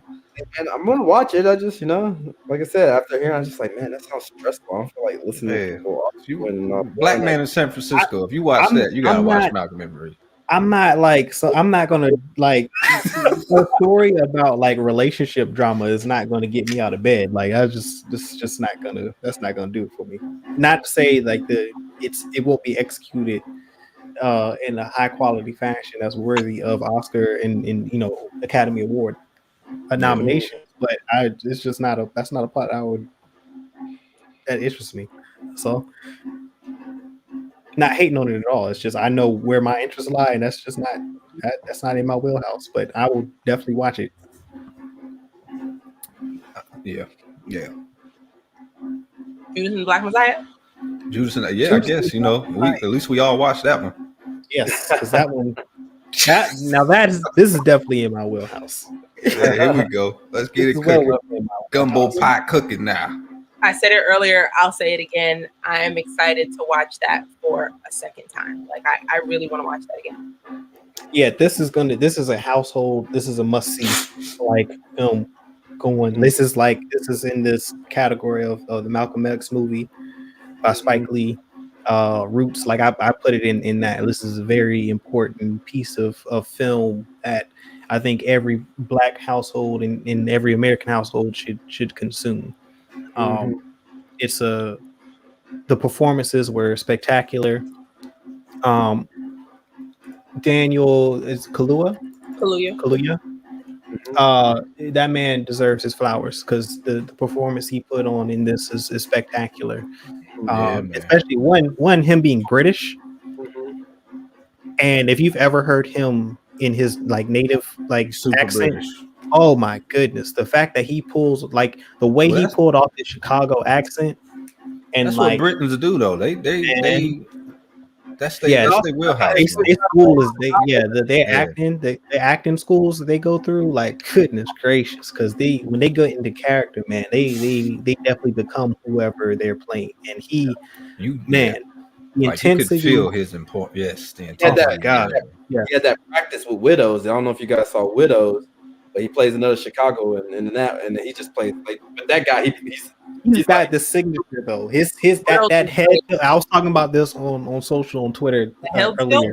That head tilt and stare. Oh my lord, that dude. He's been doing that in all his movies, yo. That's his signature. And like, hey, that's somebody you can't get a lot past. Like the way he tilts his head, just stares at you like with that intensity. Is like, yo, he knows exactly.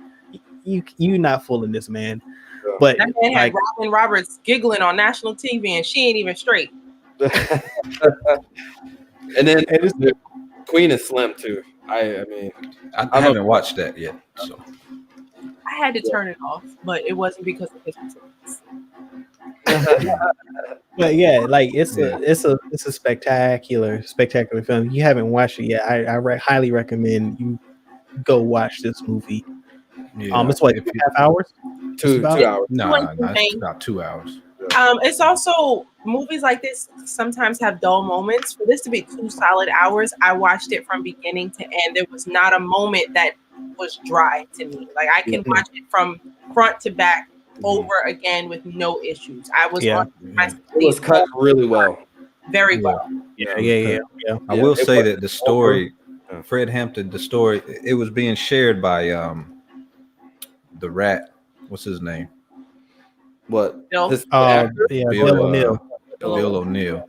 So I understand it's a story about Bill O'Neill and Fred Hampton, but I would have liked to see more of Fred Hampton and the grassroots and the coordinating the community work and all of that. But yeah, from the story that's being told, it's a great story. Yeah, my boy Lakeith, man, Lakeith Stanfield.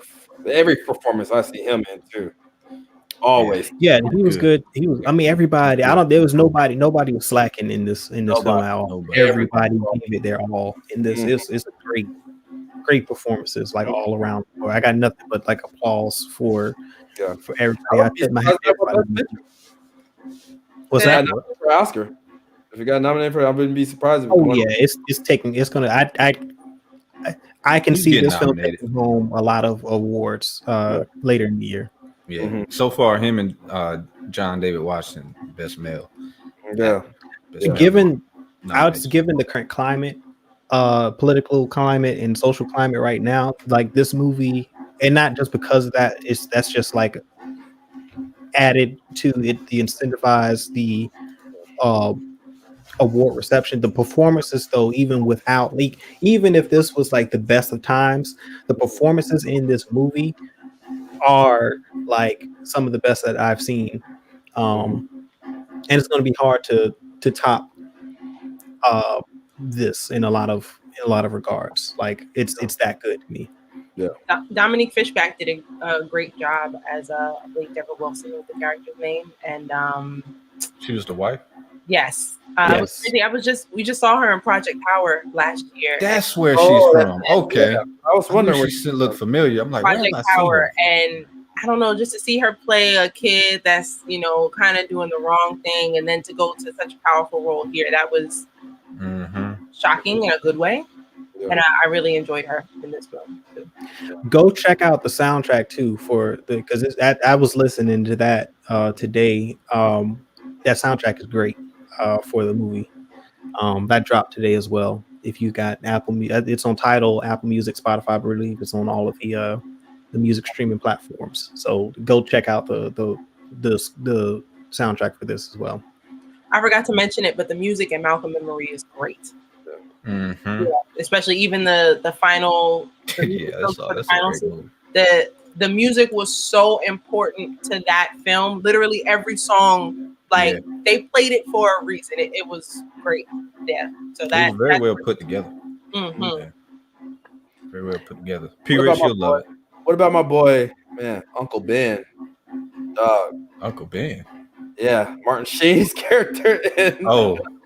You talking about he played I was the head mad. of the FBI. Head of the FBI, Hoover. Yeah, I was Hoover, like, J. Edgar Hoover. hey man, how you gonna do Uncle Ben like that? Make him a racist.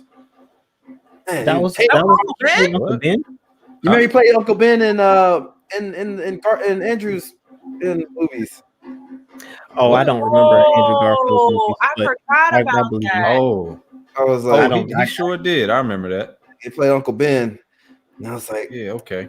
man, I don't even remember Uncle Ben being in the Garfield movies, but those weren't my favorite. But Garfield was all right Spider-Man. Though. I like that. I like those He movies. was a guy Spider-Man. I don't understand. I'm static with he him. wasn't. I don't have a problem with Garfield Spider-Man. I have a problem with the movies as a whole, but him is not. He's not my problem with those movies. Yeah, Who was the second villain? Electro, right? Jamie Foxx. I'm excited to see him get a redo. Me too. I mean, he deserves a redo. I mean, he did. Yeah. I thought read he did well in the last one. Yeah. My boy Doc. With Judas and the Black Messiah, I would say if you're not familiar with the story, this is a good intro. And after watching this movie, go catch a documentary or hit up YouTube and just watch the content and digest it. Is that PBS doc on the one about the It might be on Amazon Prime, that PBS doc. I bet, because I was like, I'm kind of hesitant to watch it. There's a Black Panther documentary on. Well, no, I'm talking about the one of Amazon Prime. Oh no, his first interview and last interview he did. PBS has a deal with Amazon Prime where they've got all their they have certain things. They don't have it, like, 'cause I was looking at some of the Fred Rogers stuff. They have a few of the episodes, like the best hits. Like, everything else you got to pay for. Okay. Yeah. See, I pay like $5 a month to get PBS access on Amazon Prime. Okay. So yeah, because that's the only place streaming wise that the murder of Fred Hampton is currently. I'm looking it up. Assassination. Right Prize. What's that one? The Eyes on the Prize 2 or something. One I'm looking at is called The Murder of Fred Hampton, and it's on Amazon Prime. Unless you were just saying Yeah, just for clarity. out Oh, there. okay, yeah, but the title of the documentary is The Murder of Fred Hampton. But yes, it is an assassination. To your point, you're correct. Yes, but yeah, if I you're like- looking for it, that's what it's Dude. called. That and they ending. Oh, sorry. Oh, spoiler alert. Like, no, we're doing spoilers on this. no No, spoilers. it's not a spoiler. I mean, the history is history, so Yeah. it's not gonna be a spoiler. Well, yeah, I just do. When they came in and shot the homeboys up, man, they in the back of their legs and they trying to stand up, and I was like, wow, One thing that they I didn't know they had drugged him. That's just I didn't know was that surprising either. to me. I Yeah, learned that- facts in this film that I didn't know previously. Yeah, it was very. They were also kids too in that house in the real Yeah. in the raid. Like there was like The there one was a that died 14 was 14. Yeah, he was 14. Like that's something that I wish was emphasized more. Like these were kids. Like these were most of these Fred- actors were between the ages of like 14 and 22. yeah. Fred they- Hampton was a 21, kid, basically. 21 Yeah, Fred years Hampton was old. 21. Like he was 21 years old when they assassinated him. Like that's the harsh reality of that. Like I mean, and the power. And if you watch any of his speeches and like the his grasp of what he was trying to like, he totally understood and knew what he was about and what he was trying to do for the community as a whole. And like to see that in a 21-year-old is insane. It's insanely powerful. And like there's no way that this person should be looked over in our history and in our studies, because for a person of, I mean, it's not too many 21-year-olds that you'll ever interact with that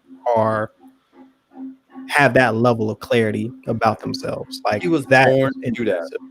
He Yeah. was like born for that. That was the thing and that's why they were like he was a messiah. That's why they were basically did it. That's why they were killing him. It was like he's naturally gifted to this. Like, no, we cannot have that. Like that's like, You know, after watching this, I was thinking like, where is the family of the DA that gave the green light for this assassination, or the police officers and the agents involved?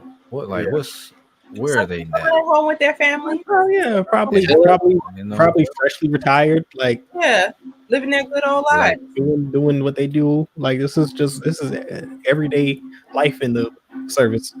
yeah. Like, just one. and that's the FBI. Can you imagine like the CIA? Like they can't legally, the CIA can't even legally operate here in the United States on US soil because of the stuff they be doing. They got to have complete autonomy. The US has to be able to say, nope, we were involved. It's like, nah, man, like, nah. I didn't know much about like the history of gang life in Chicago, and it's striking to see what it was or what it was intended to be in this film, and then comparing it to what it is now. Wow. I mean, that's a lot of most of the gangs in the Black community started out and had this mission. A lot of it is inspired by the acts of the Black Panther Party. I mean, the Bloods and the Crips are most notable, and they started out as kind of sort of, I wouldn't say subsidiaries, but they had the same mission in many ways as the Black Panther Party. Yeah, well, not more. They were less political and more community protection. Yeah. It's like it's the exact opposite now. I would like to, if there's a documentary on that. The FBI, But it all the came FBI from was police successful. Like, they experience with did that. police. This was the FBI's goal in that was to destabilize, like, and keep that level of organization from happening in the Black and brown communities across America. Like, that was the goal. They succeeded. Yeah. So we all knew who Fred Hampton was before watching the movie, but we know we didn't get it through school education. So who put you all on game to Fred Hampton? My dad. I think I watched like some type of YouTube and it was just about like, and the Nina Simone documentary too. I don't know if you guys seen that, but she was very big activist too. Yeah. Nah, my dad was like, he almost joined the Black Panthers when he was in college. So like he put me on game about most of the Black Panther party leaders when I was in like middle school. So like my aunt was affiliated with the Black Panthers. I don't know how true that is, but apparently she. Well, not the Nation. I'm sorry, Nation Islam. I don't know if he made it. I don't know. But I can't remember who put me on game. I did it. I could think Dr. Aaron White at North Carolina A&T. Hey, shout out to A&T for that. Yeah, a lot of my Black history knowledge comes from my parents. Most of it, the majority of it didn't happen. I would say actually, I can confirm that none of what I know about Black history came from my K through 12 education. It was all from my parents, and then because they knew that school, they were all the only thing they were going to talk about was Malcolm or Martin Luther King and like Rosa Parks, which is cool, but that's not the extent of our history.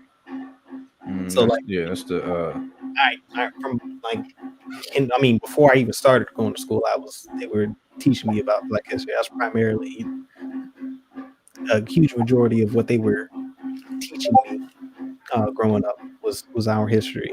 Not only like African American history, but just history of our people in general. So shout out to them. That was very instrumental in my development. Gave me a solid foundation. The good thing about it is it gave me a solid foundation and awareness of myself before I even entered the public space, and it was a protection too because I didn't have. I think the first time I had I had a one Black classmate in first grade, kindergarten. And then the next one, he moved in like second grade, and then I didn't have another Black classmate till I was in like fourth or fifth grade.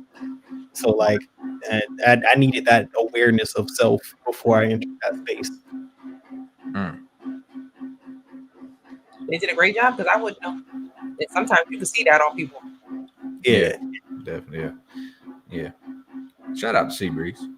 Yeah, shout out to Seabreeze. Hey, there's a big history. Seabreeze is a historically Black community, and it's got a long history that absolutely we'll need to explore further and get on the big screen at some point in time. We'll see if that happens sooner than later. We got a thing in the works, but we'll save that for when the time is right. Absolutely. Yeah, man, but also, who killed Malcolm X? I know that wasn't on the docket. I just want to interject that documentary really quick.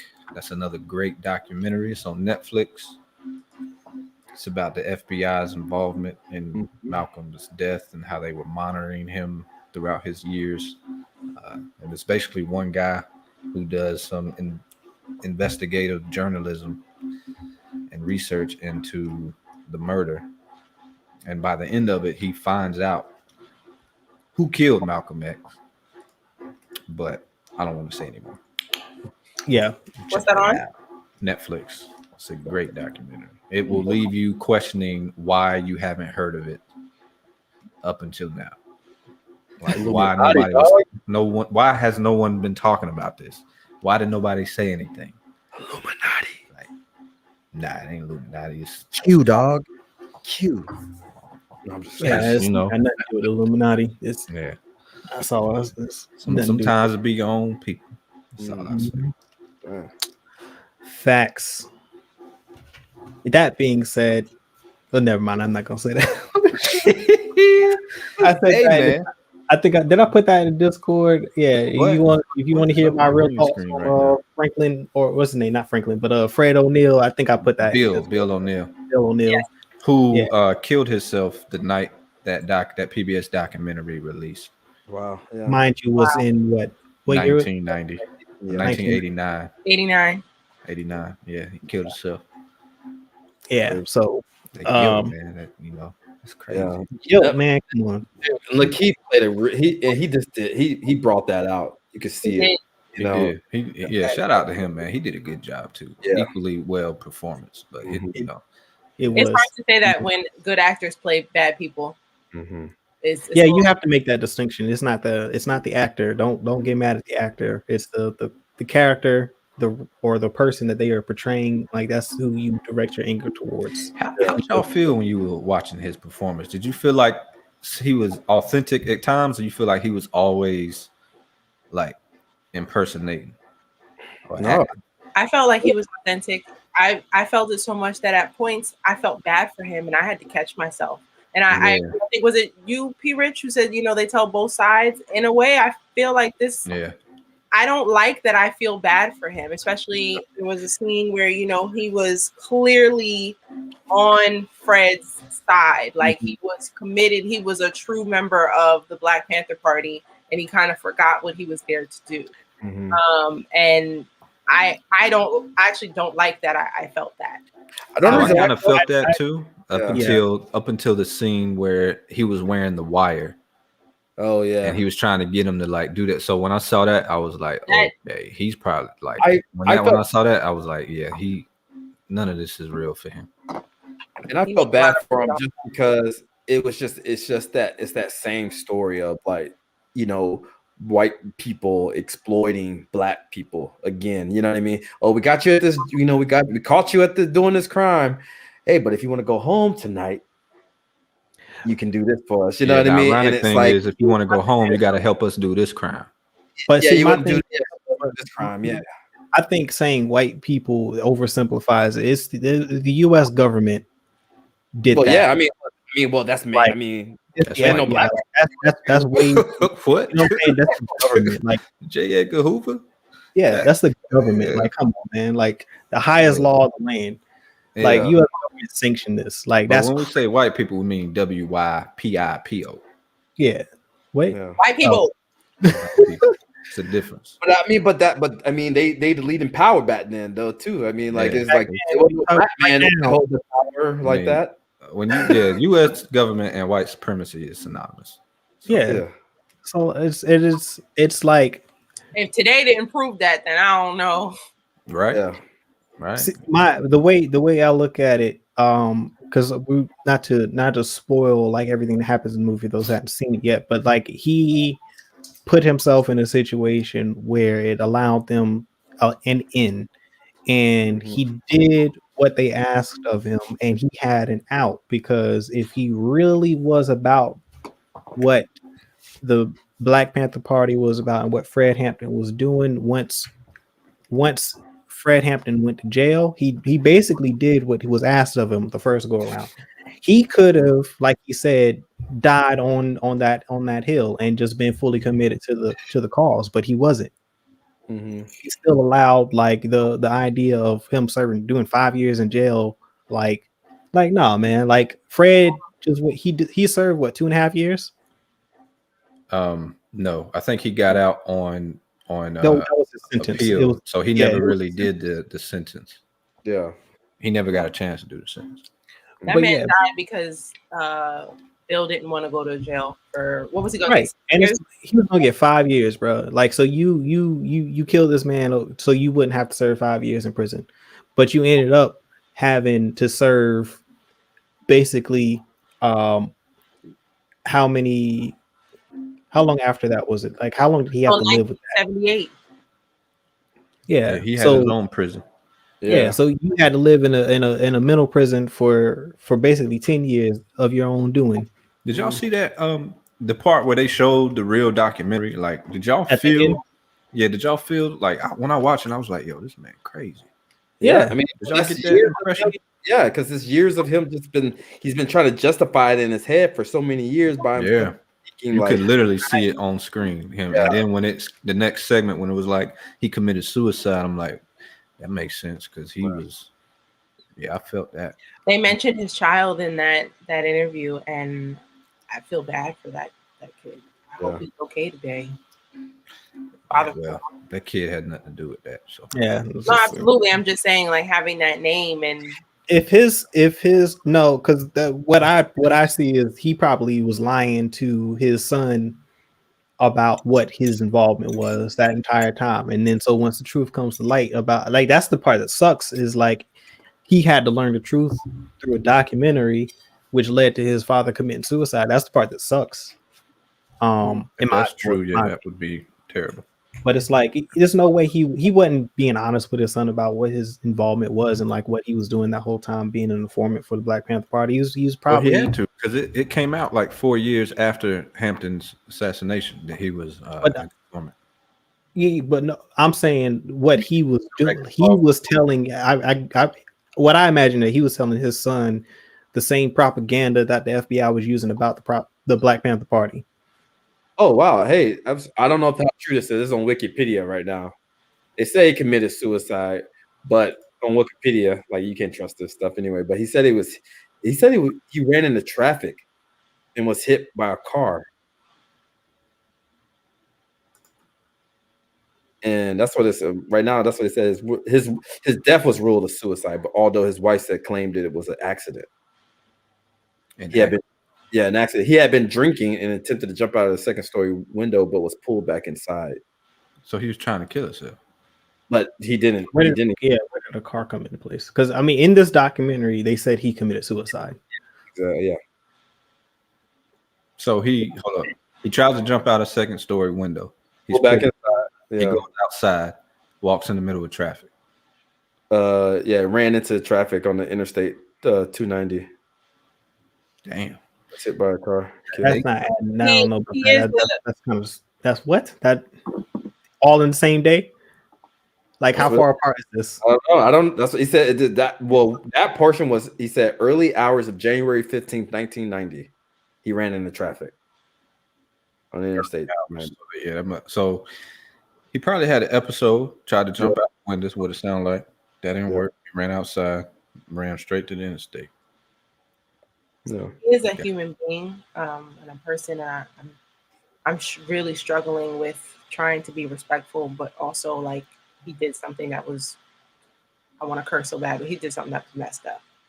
That's in my it's karma. And this film, I wonder how Fred Hampton's family feels about it. I mean, there was a photo of them in the film, but they kind of romanticized Bill's position in this. So on the Fred Hampton Jr. is actually he's on the intro for the soundtrack. He's a new chapter of the new Black Panther Cub party. Yeah, he is. Yes. Yeah. So I think that I would imagine since he was involved with that, it had the blessing of the family. And I don't know if it's romanticizing it. I think it just shines a light on his acts, the FBI's manipulation, and then him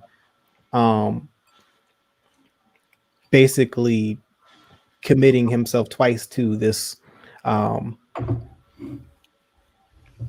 to the acts of the FBI, being maintaining his status as an informant.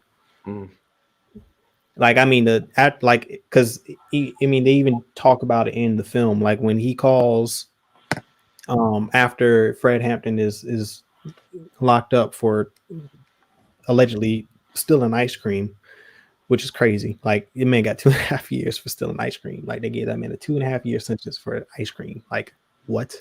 There's a black man in jail right now for life for stealing something worth $9. Yeah.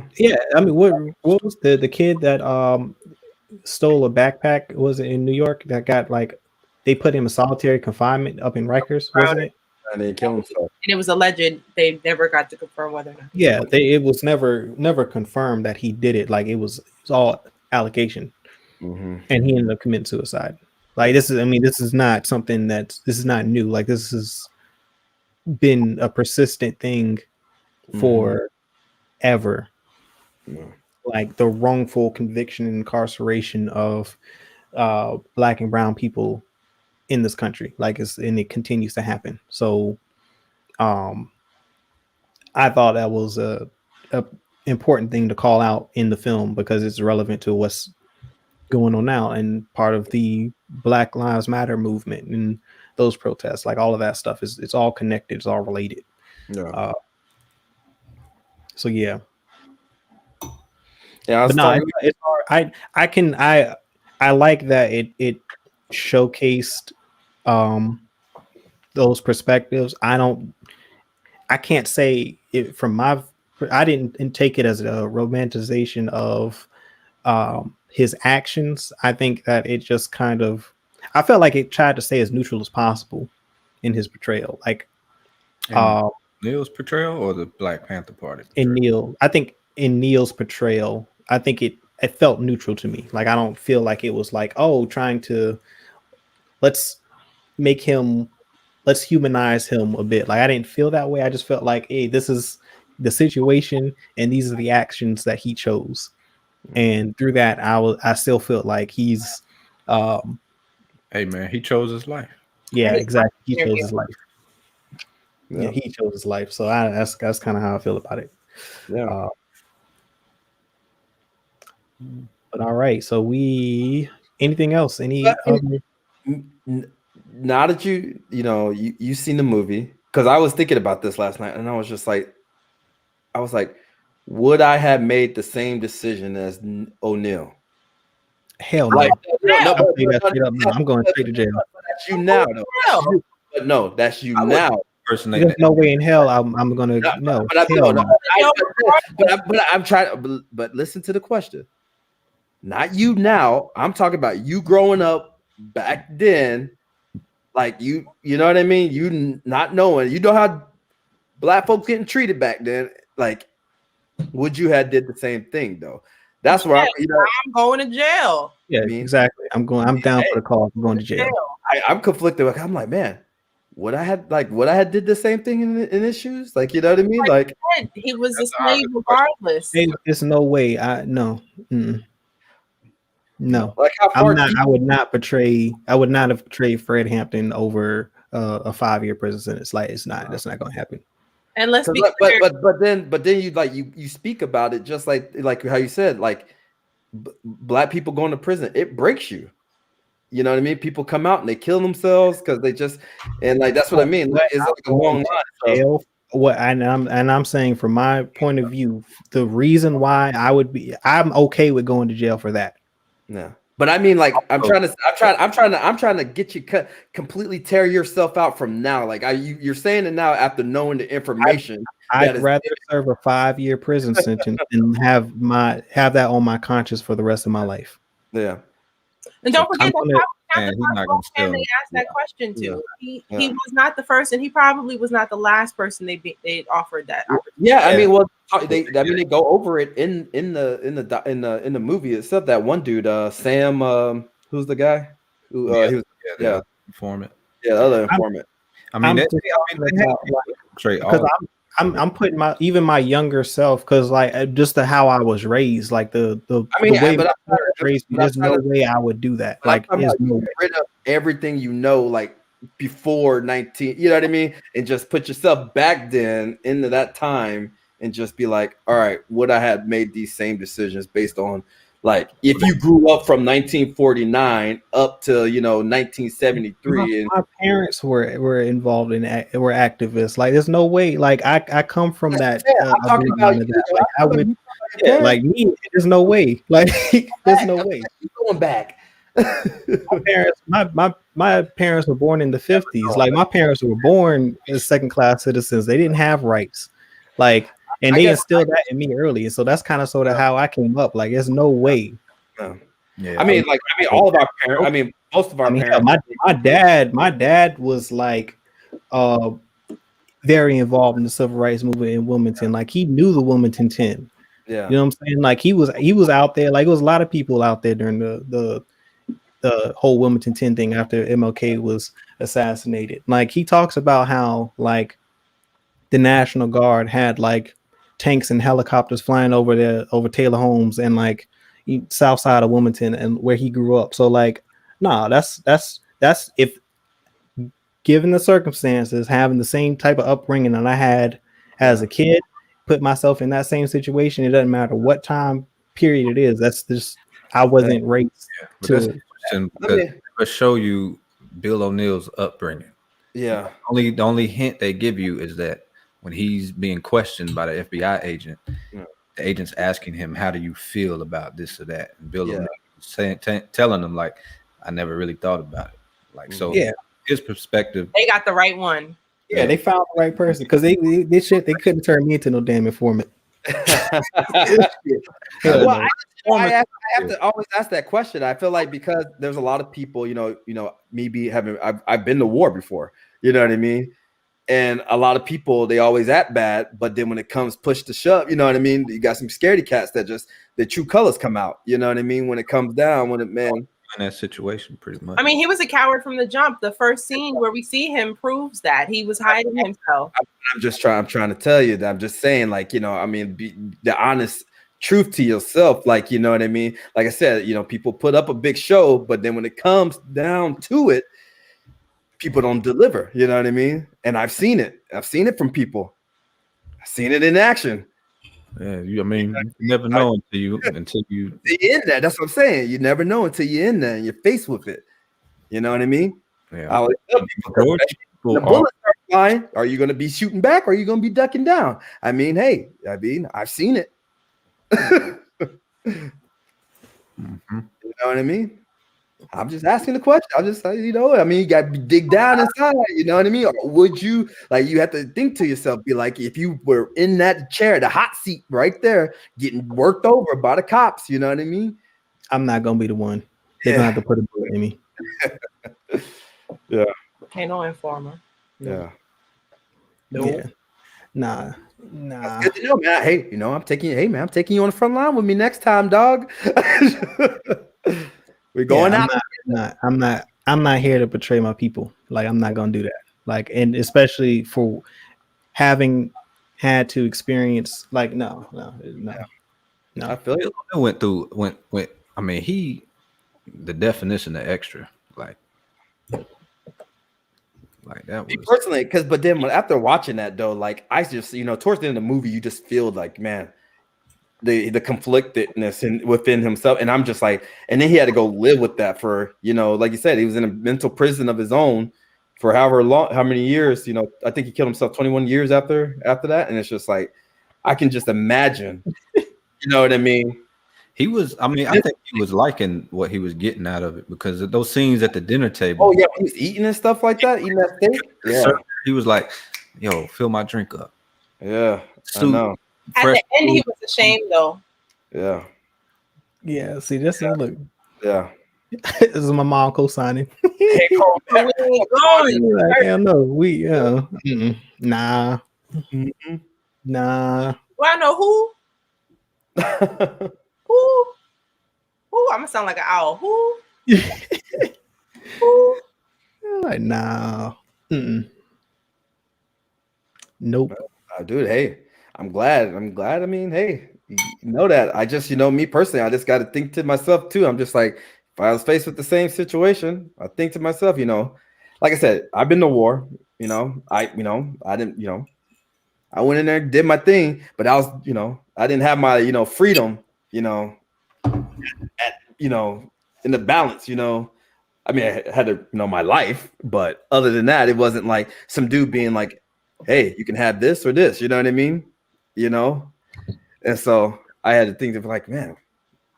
Yeah, those are honest. Yeah, just like I had to ask myself, like, man, that's why they included Judas in the story. Yeah, just to show that. Unrelated, shout out to my lawyer, Mark Bailey, Esquire. If you live in Jersey, you got some issues, holla at him. He has offices in Newark and in New Brunswick. Oh, word. You got a contact information? Can you drop that in the chat? Like, hey, why, babe? I got you. I got you. To get in contact with my man. I got y'all. He got an office on Martin Luther King Jr. Boulevard. You know it's real. Yeah, man, that mentally healthy, man. Yeah, man. Coop Daddy. Yeah. I tell you. It's activist. Dude, I tell you, man. Life, dude. I'm trying to tell you, man. I'd be eating up. Dude, I'm trying to tell you, man. Me personally, having dealt with a little bit of PTSD from Iraq and Afghanistan. I deal with it constantly. Being honest here, open. I still sleep. Sleep soundly, but I have some dreams sometimes. Where I feel the vibrations of IEDs going off and that whole thing. And But you know, man, just gotta, you know, I stay healthy with some video games, talking to you guys, and you know. Yeah, I mean that's when you in Yeah. extreme situations, Yeah. you tend to think about how you would make decisions, and so Yeah. perspective it's a good perspective to have. It Absolutely. keeps you honest. Yeah. I was just saying, like me, if I was given that, you know, if I was in Bill's shoes, I just be honest with you, I just wouldn't know what I would have done. You know what I mean? 50-50 for me. It would have been a coin toss up. It would have just been on like how my life was going. You know what I mean? How I felt, you know, how I was aligned. You know what I mean? My current self, I would have been like, hell no, I ain't doing that. But back then, if I grew up back then, you know what I mean? I would have probably went with his route, you know? Yeah. Yeah. Well, back then,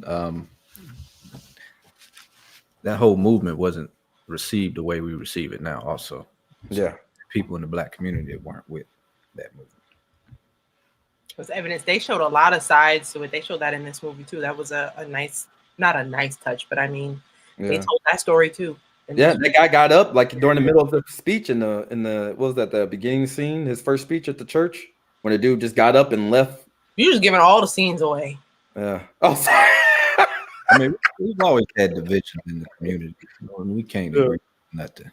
Well, I mean, it's kind of regional because I mean the Panthers were more popular out on the West Coast, and the Nation was more popular out in the really Midwest and Northeast, like basically up north. And then like of course you had Dr. King and like the Black Christian churches like all throughout the South, which was primarily like, so it really kind of depends on where you were at the time. Like, you know, the Panthers and the Nation aren't as popular in the South as they are up north and out west. So it's regionally, you know, based. And so I don't know, you just have to be depending on your level of involvement with the cause. And I think that for me personally, having that, you know, being fresh off the assassinations of both Dr. King and Malcolm X, I would have been involved at some level in the community efforts of the Black Panther Party. So I probably already been affiliated with the party at that point in time, because it's like, yeah, probably more than likely. Because if I got my I got my dad's blood in me, so like we gonna be in there, Dude. and my mom too, and my parents. They were, and some of those scenes, man, too, man, they were going hard too. Dude, I wasn't expecting. Was that a real shoot? That I was, because I was, you know how sometimes they could, sometimes some things get added for theatrics and some of these biopics and stuff like that, just to add, you know, some entertainment. And I was just like, they really have a shootout like that, you know, just like a lot of people thought that Fred Hampton was killed in that shootout. Like, but that really did happen, because that's the news clippings of that shootout actually circulated throughout the country.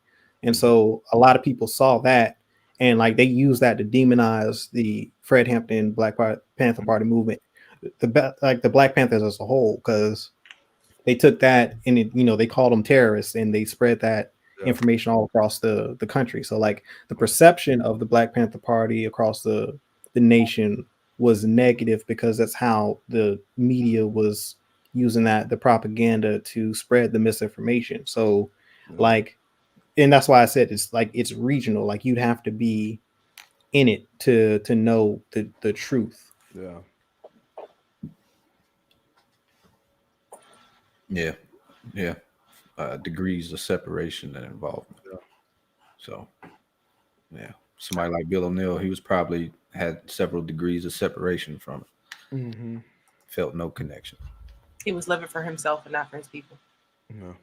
Probably no family, no siblings, nobody. It was only about him.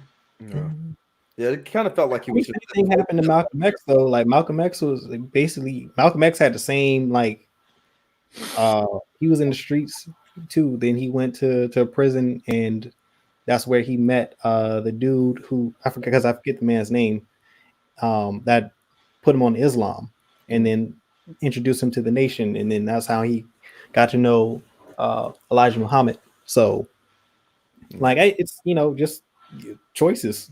Yeah. Really, all it comes down to. Like that's You also gotta be a truth seeker. yeah. Like he was open. Malcolm X was open to knowledge. Like he lived a certain way, but he didn't close himself off to ideas about other ways of living.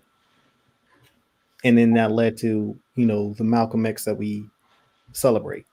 So yeah. Yeah. Also another one that's just like that still burns me up.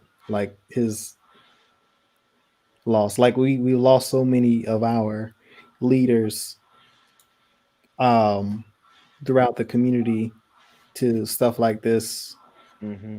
And it's just like And it's all been by design, which is always. Mm-hmm. Always. And it's frustrating to see because I feel like we've almost gotten to a point now where like we don't even know it's hard to identify where the leaders are within our own community. Like who's the 21-year-old Fred Hampton? Not any anymore. Like it's crazy. Like it's like they've gotten us to the point where we don't even believe that we can lead ourselves. Yeah.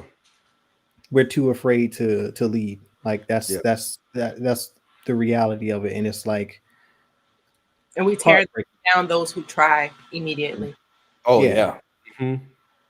Yeah, like it's crazy. The new wave of social media does that. It's just like this whole social media. Anybody who tries to, you know what I mean? I see there's like different Black Lives Matter. Like here in Phoenix, there was one where there was like, it was one called, there's Black Lives Matter, then it was like Black Lives Matter Phoenix, and they were like, we're not affiliated with each other, and they're like battling each other online. And I'm like, aren't we trying to do the same goal? You know what I mean? And like it was just like it was fake. It was, man. Yeah, it was just like it was crazy. That's also, I mean, that's really an issue with the Black Lives Matter movement as a whole, because it doesn't really have, there's no leader that you can point to, and that can become problematic because, like, who do you point to? Like, who, when things don't go the way they were planned, like, for instance, like when all of the the bricks and all of the stuff started popping up along the protest routes, like, how did all of that happen? Like, how is all of this being coordinated? Because if you watch Spycraft, right, like, that, like, I love this the lengths that they will go to create dissidents. Like, you just saw it in the movie. I mean, like the things they were doing just to, like, they're making fake pamphlets. They're doing all kind of stuff. It's just crazy. In Spycraft, they talk about that. Like, they use these tactics on social media to this day. Like, they'll create fake profiles for individuals, and then, like, let's say, like, they wanted to, that in the election. Stage like a violent demonstration during a Black Lives Matter protest. They can create 400 or 500 Twitter profiles, crazy, and then create this, hashtag, we're going to be here, get people to go to this route. But in it, in that instance, when that happens, it's like, well, who's going to be the person that we go to refute, and try to get to the bottom of it and to get to the truth of it? Because there's no real leadership. Like, it just happens organically, which is a good thing, but it's also can be problematic in that regard. Yeah, because I remember earlier during the downtown, after the protest happened, a few hours later, all of downtown Raleigh ransacked. Heavy police presence during the protests in March. No police presence during the vandalism and destruction. Like, it was cardboard city for several months downtown Raleigh. Wow. Yeah, and it's like, it's hard to imagine it's coincidence. Like, I'm not someone who coincidence is like a last resort for me. Like, I never believe anything is coincidence. Like, that it's coincidence is difficult. Yeah. That's a difficult conclusion to come to, like, for me. I had fools online sharing the stupidest stuff, like during a whole, like the back in June, where there's a thing going around where it was so crazy. They were sharing this thing. They were like, my buddy from the FBI sent me this letter, and it was like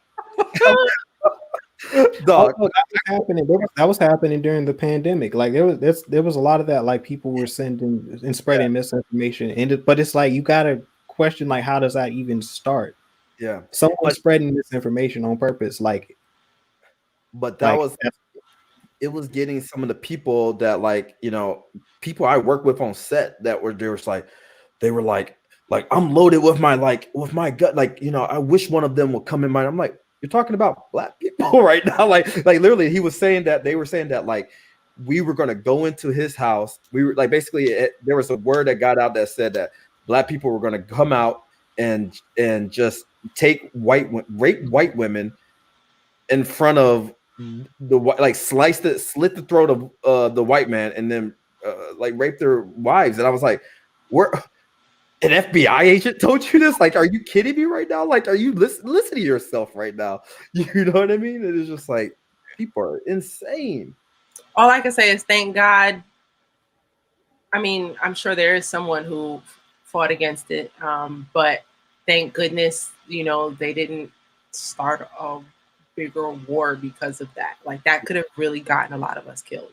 Yeah. I'm sure it has, and we don't know about it, but it could have been much worse. But it pollutes the mind, and that's what I think. Like that Kyle Rittenhouse, that's why he felt so obligated to when he went out and started shooting people, and then everybody just let him open, like came like welcomed him back with open arms, like good job, brother. You're like, yeah, you got two of them, and you know what I mean. And they just like paid his bail, you know, $1 million bail, and you know, just the red carpet got rolled out for him, and it's just like, you know what I mean. He's still out underage at bars with his parents. I heard that they couldn't even find him. He wasn't even at the house that was registered for him. And I'm like, this man should be in jail right now, not like out having fun. Yeah. Well, you know. Mm-hmm. Shenanigans. Definitely. Today is just more proof of the same. No. And the left was supposed to have control of the Senate, right? Yeah. We have the House. We don't have the Senate. Nah, it's control of both. No, they got the House and the Senate. They got both. Oh. They got both. Well, Democrats they got all three. And that's the thing I'm scared the most. If they don't do something in these next 4 years, man, it's just going to be a bunch of I told you so's coming in. You know what I mean? I mean, the problem is with what they were left with. The same thing about when Obama came in the first time. Left with a mess. This is probably one of the biggest messes that have been left for them. If anything, it's going to be how do we get back to what we were, and that might not be possible. I think the biggest. I mean, the financial crisis, the financial and housing crisis of 2007, 2008. This is it's about on par. It's about on par. We don't get back to how things were. Yeah. How things work needs to be changed. That's that. But at the same time, too, like in Obama's first term, the Democrats had the House and the Senate, and they really didn't do much for those first 4 years. Turn their back on. Mm-hmm. Yeah, and I mean, it seems like same things happening now. Like they just don't. When it comes down to it, they're not about the action. So two wings. They've proven that twice. So clearly that this is not a coincidence. This is a pattern. It's a trend. One wants to return back to slavery, and the other side just doesn't care at all. One side's performative. Yes. Mm-hmm. Yeah, one side's performative, and the other side is they don't hide how they truly feel. So, which one is worse? That's the real question. Sheep and wolf. The performative ally, or the one who shows you who they truly are. Shout out to Angela Davis, though. Go check her. Hey, out. yeah, shout out to Angela Davis. It's still Black History Month. Black people, I love you. Black women, black men, black children. Mm-hmm. Oh yeah, always and forever. Never. Extended non-conformity. No matter what the month is. It's always Black History Month for me. Absolutely. I'm making history. Oh yeah. Oh, shout out to all my HBCUs as well too. When we shouted out A&T at the front, but we're alumni, so you know what I'm saying. Like we gonna shout out A&T, and that was on 1891. But who gave my mom everything, and because of Cheney, I am me. Exactly. Hey, shout out to How about y'all shout out VSU yourselves, too. though? Let's hear some excellence within yourself. What y'all got? What? I mean, I'm cool or whatever. You know, I'm a business owner. Shout outs to me. You know, 1993 Bath and Beauty is my own sponsor. You know, everybody else, y'all get packages. I don't get any packages. So I'm out here sponsoring me. Hey. Here's some labels I printed out, you know, for one of my products. 1993bathandbeauty.com. Hold on, you got some shea butter? I have whipped shea butter and I make beeswax and cocoa butter based sticks. I'm trying to cure us of Cocoa butter. I be lathering myself in cocoa butter. And I'll be like every. In fact, I think I have a special. Hold up, let me check. I'm pretty sure Gumbo has his own promo code with me.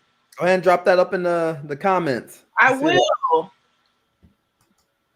I love me some cocoa butter. While she does that, shout out to Virginia State University, my dad's alma mater. Hey. Also an HBCU. Yes, sir. Yes, sir. I was real close to going to VSU, but A&T won me over. I almost went to Bowie. That's a beautiful campus. It's Up in Greensboro, I probably would have went to A&T because I went to Central in Durham. Oof. You know what? Never mind. I just, it's Black History. I won't let that rivalry get in the way. Don't do that. But it's just like, oh man, that can be triggering at times. That can be triggering at times. Like friendly rivalry. Friendly, it is friendly, but it's I man. have no stake in that. It's all love. Yeah, I'm like, it's all love though. At the end of the day, it's all love. It's all love. That administration was probably my least favorite college experience, by the way. But people and the time was fun. We had a good time. Yeah, they've made some drastic changes from what I hear and what I gather. In a positive way. Because financial aid there was some issues in that administration department. Yeah, and you know what I gotta say too, like I'm happy and I hope it continues, but like a lot of celebrities and people within our community who have the capital to donate and to support HBCUs are going to other HBCUs outside of Morehouse and because those are like always the top picks in Howard, and not to say they aren't deserving of every donation that they get, because they are, and we are happy, but it's like there's 120 plus HBCUs across the country and they all need as much aid and support as possible. So like closed several times. Yeah, so like, and shout out at Morehouse College opened back up too, if you weren't aware of that. This was it, I think in January. So I think their first semester since they closed, I want to say it will be in the fall or maybe in the spring. I can't remember, but they did reopen. So that's it. No, not Morehouse. Did I say Morehouse? Yes, you said Morehouse. I didn't mean Morehouse.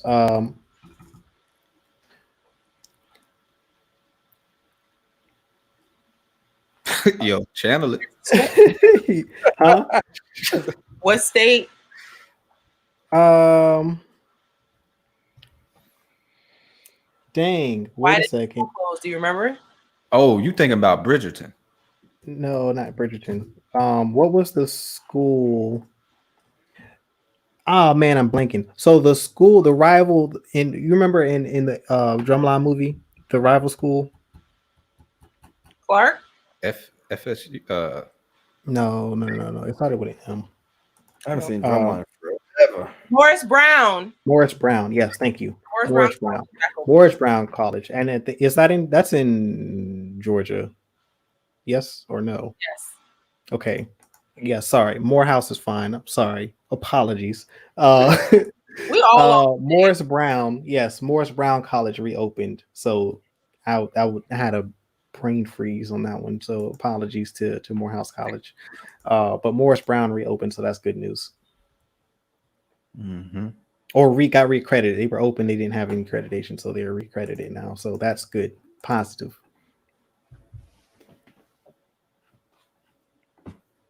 And that's all I got. I don't know. Anybody got anything else?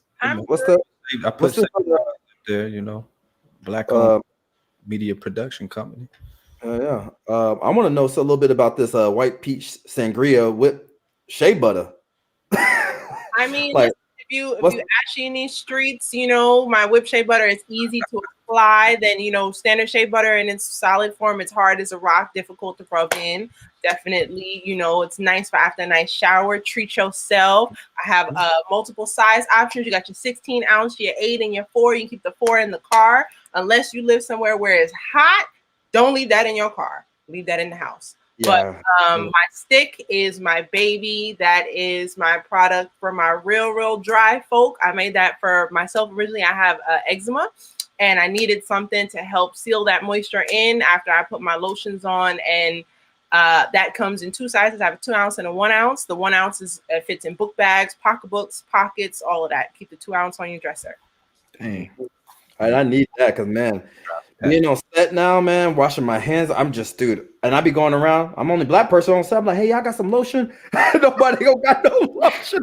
I would say keep a stick with you while you're on set. Easy to carry around. You know, the smallest stick is a push pop. The bigger stick is a twist, and they're really easy to apply. As soon as you finish washing your hands, take out the stick, rub that in.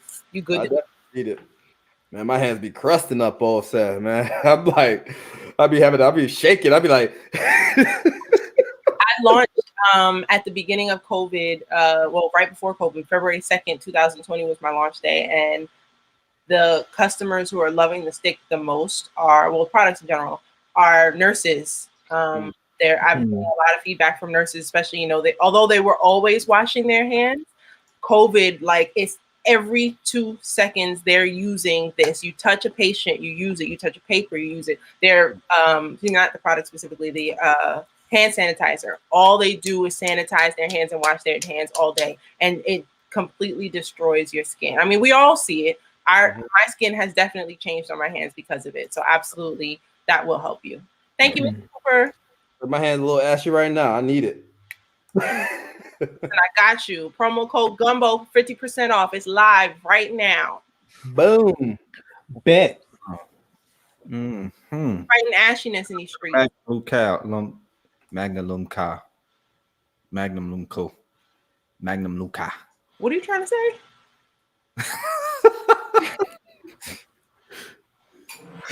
say? Collegiate scholars. Magna cum laude. Oh.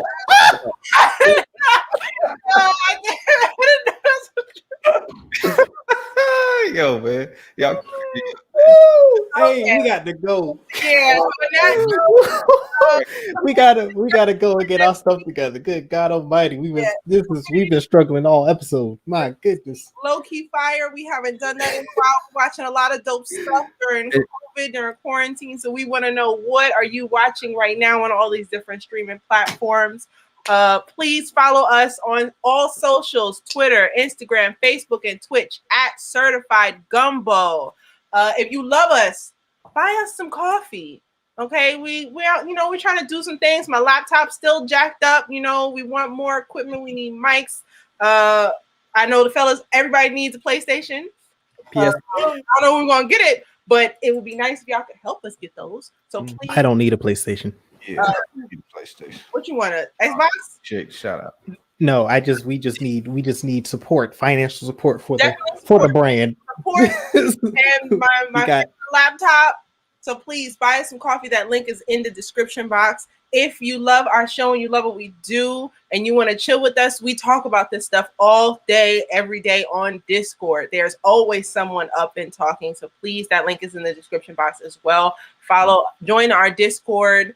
We have a channel about everything. There's a channel recently added, reality TV. I didn't think that was going to get a lot of love, but every Monday on during The Bachelor, there's people in there. So please join us. Did I miss anything? What's up with that Bachelor dude? He said some racist stuff or something, got fired? The host apparently is racist, and he has stepped down as the host. Crazy. So the episode where the Bachelor is black, that's crazy. Hold on. So what, he say something on the show? I think someone did an interview, one of the girls who was previously on the show, and talked about the behavior on set and him, and he was like, yeah, you're right, I was violent, so I'm gonna step down. Wow. Crazy.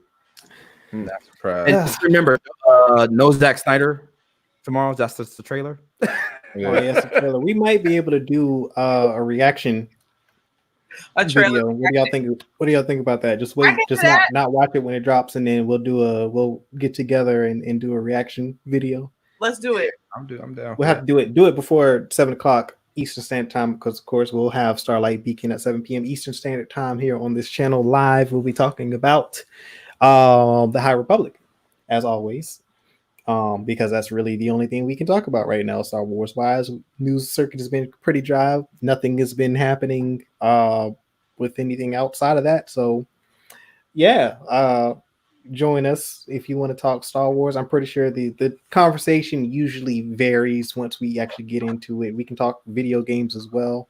I think, was there something else? I saw something. I got to go back to my notes because I think there was something video game wise that came out either this week or last week. I need to go back to that. What's that? It was with Knights of the Old Republic, right? It was like something about that. Yeah, I think something in addition. Yeah, or something. I don't know. Yeah, something. It was KOTOR related, I think.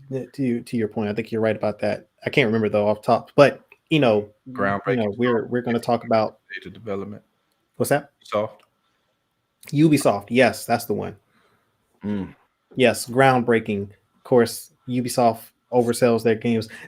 I'll get into that tomorrow. I'm not going to get into it right now. We're low on time, but thank you all for coming out and watching us again and supporting. We appreciate it. Thank you for all the likes and the continued support and continuing to share this out to people and to make sure that we continue to have an audience.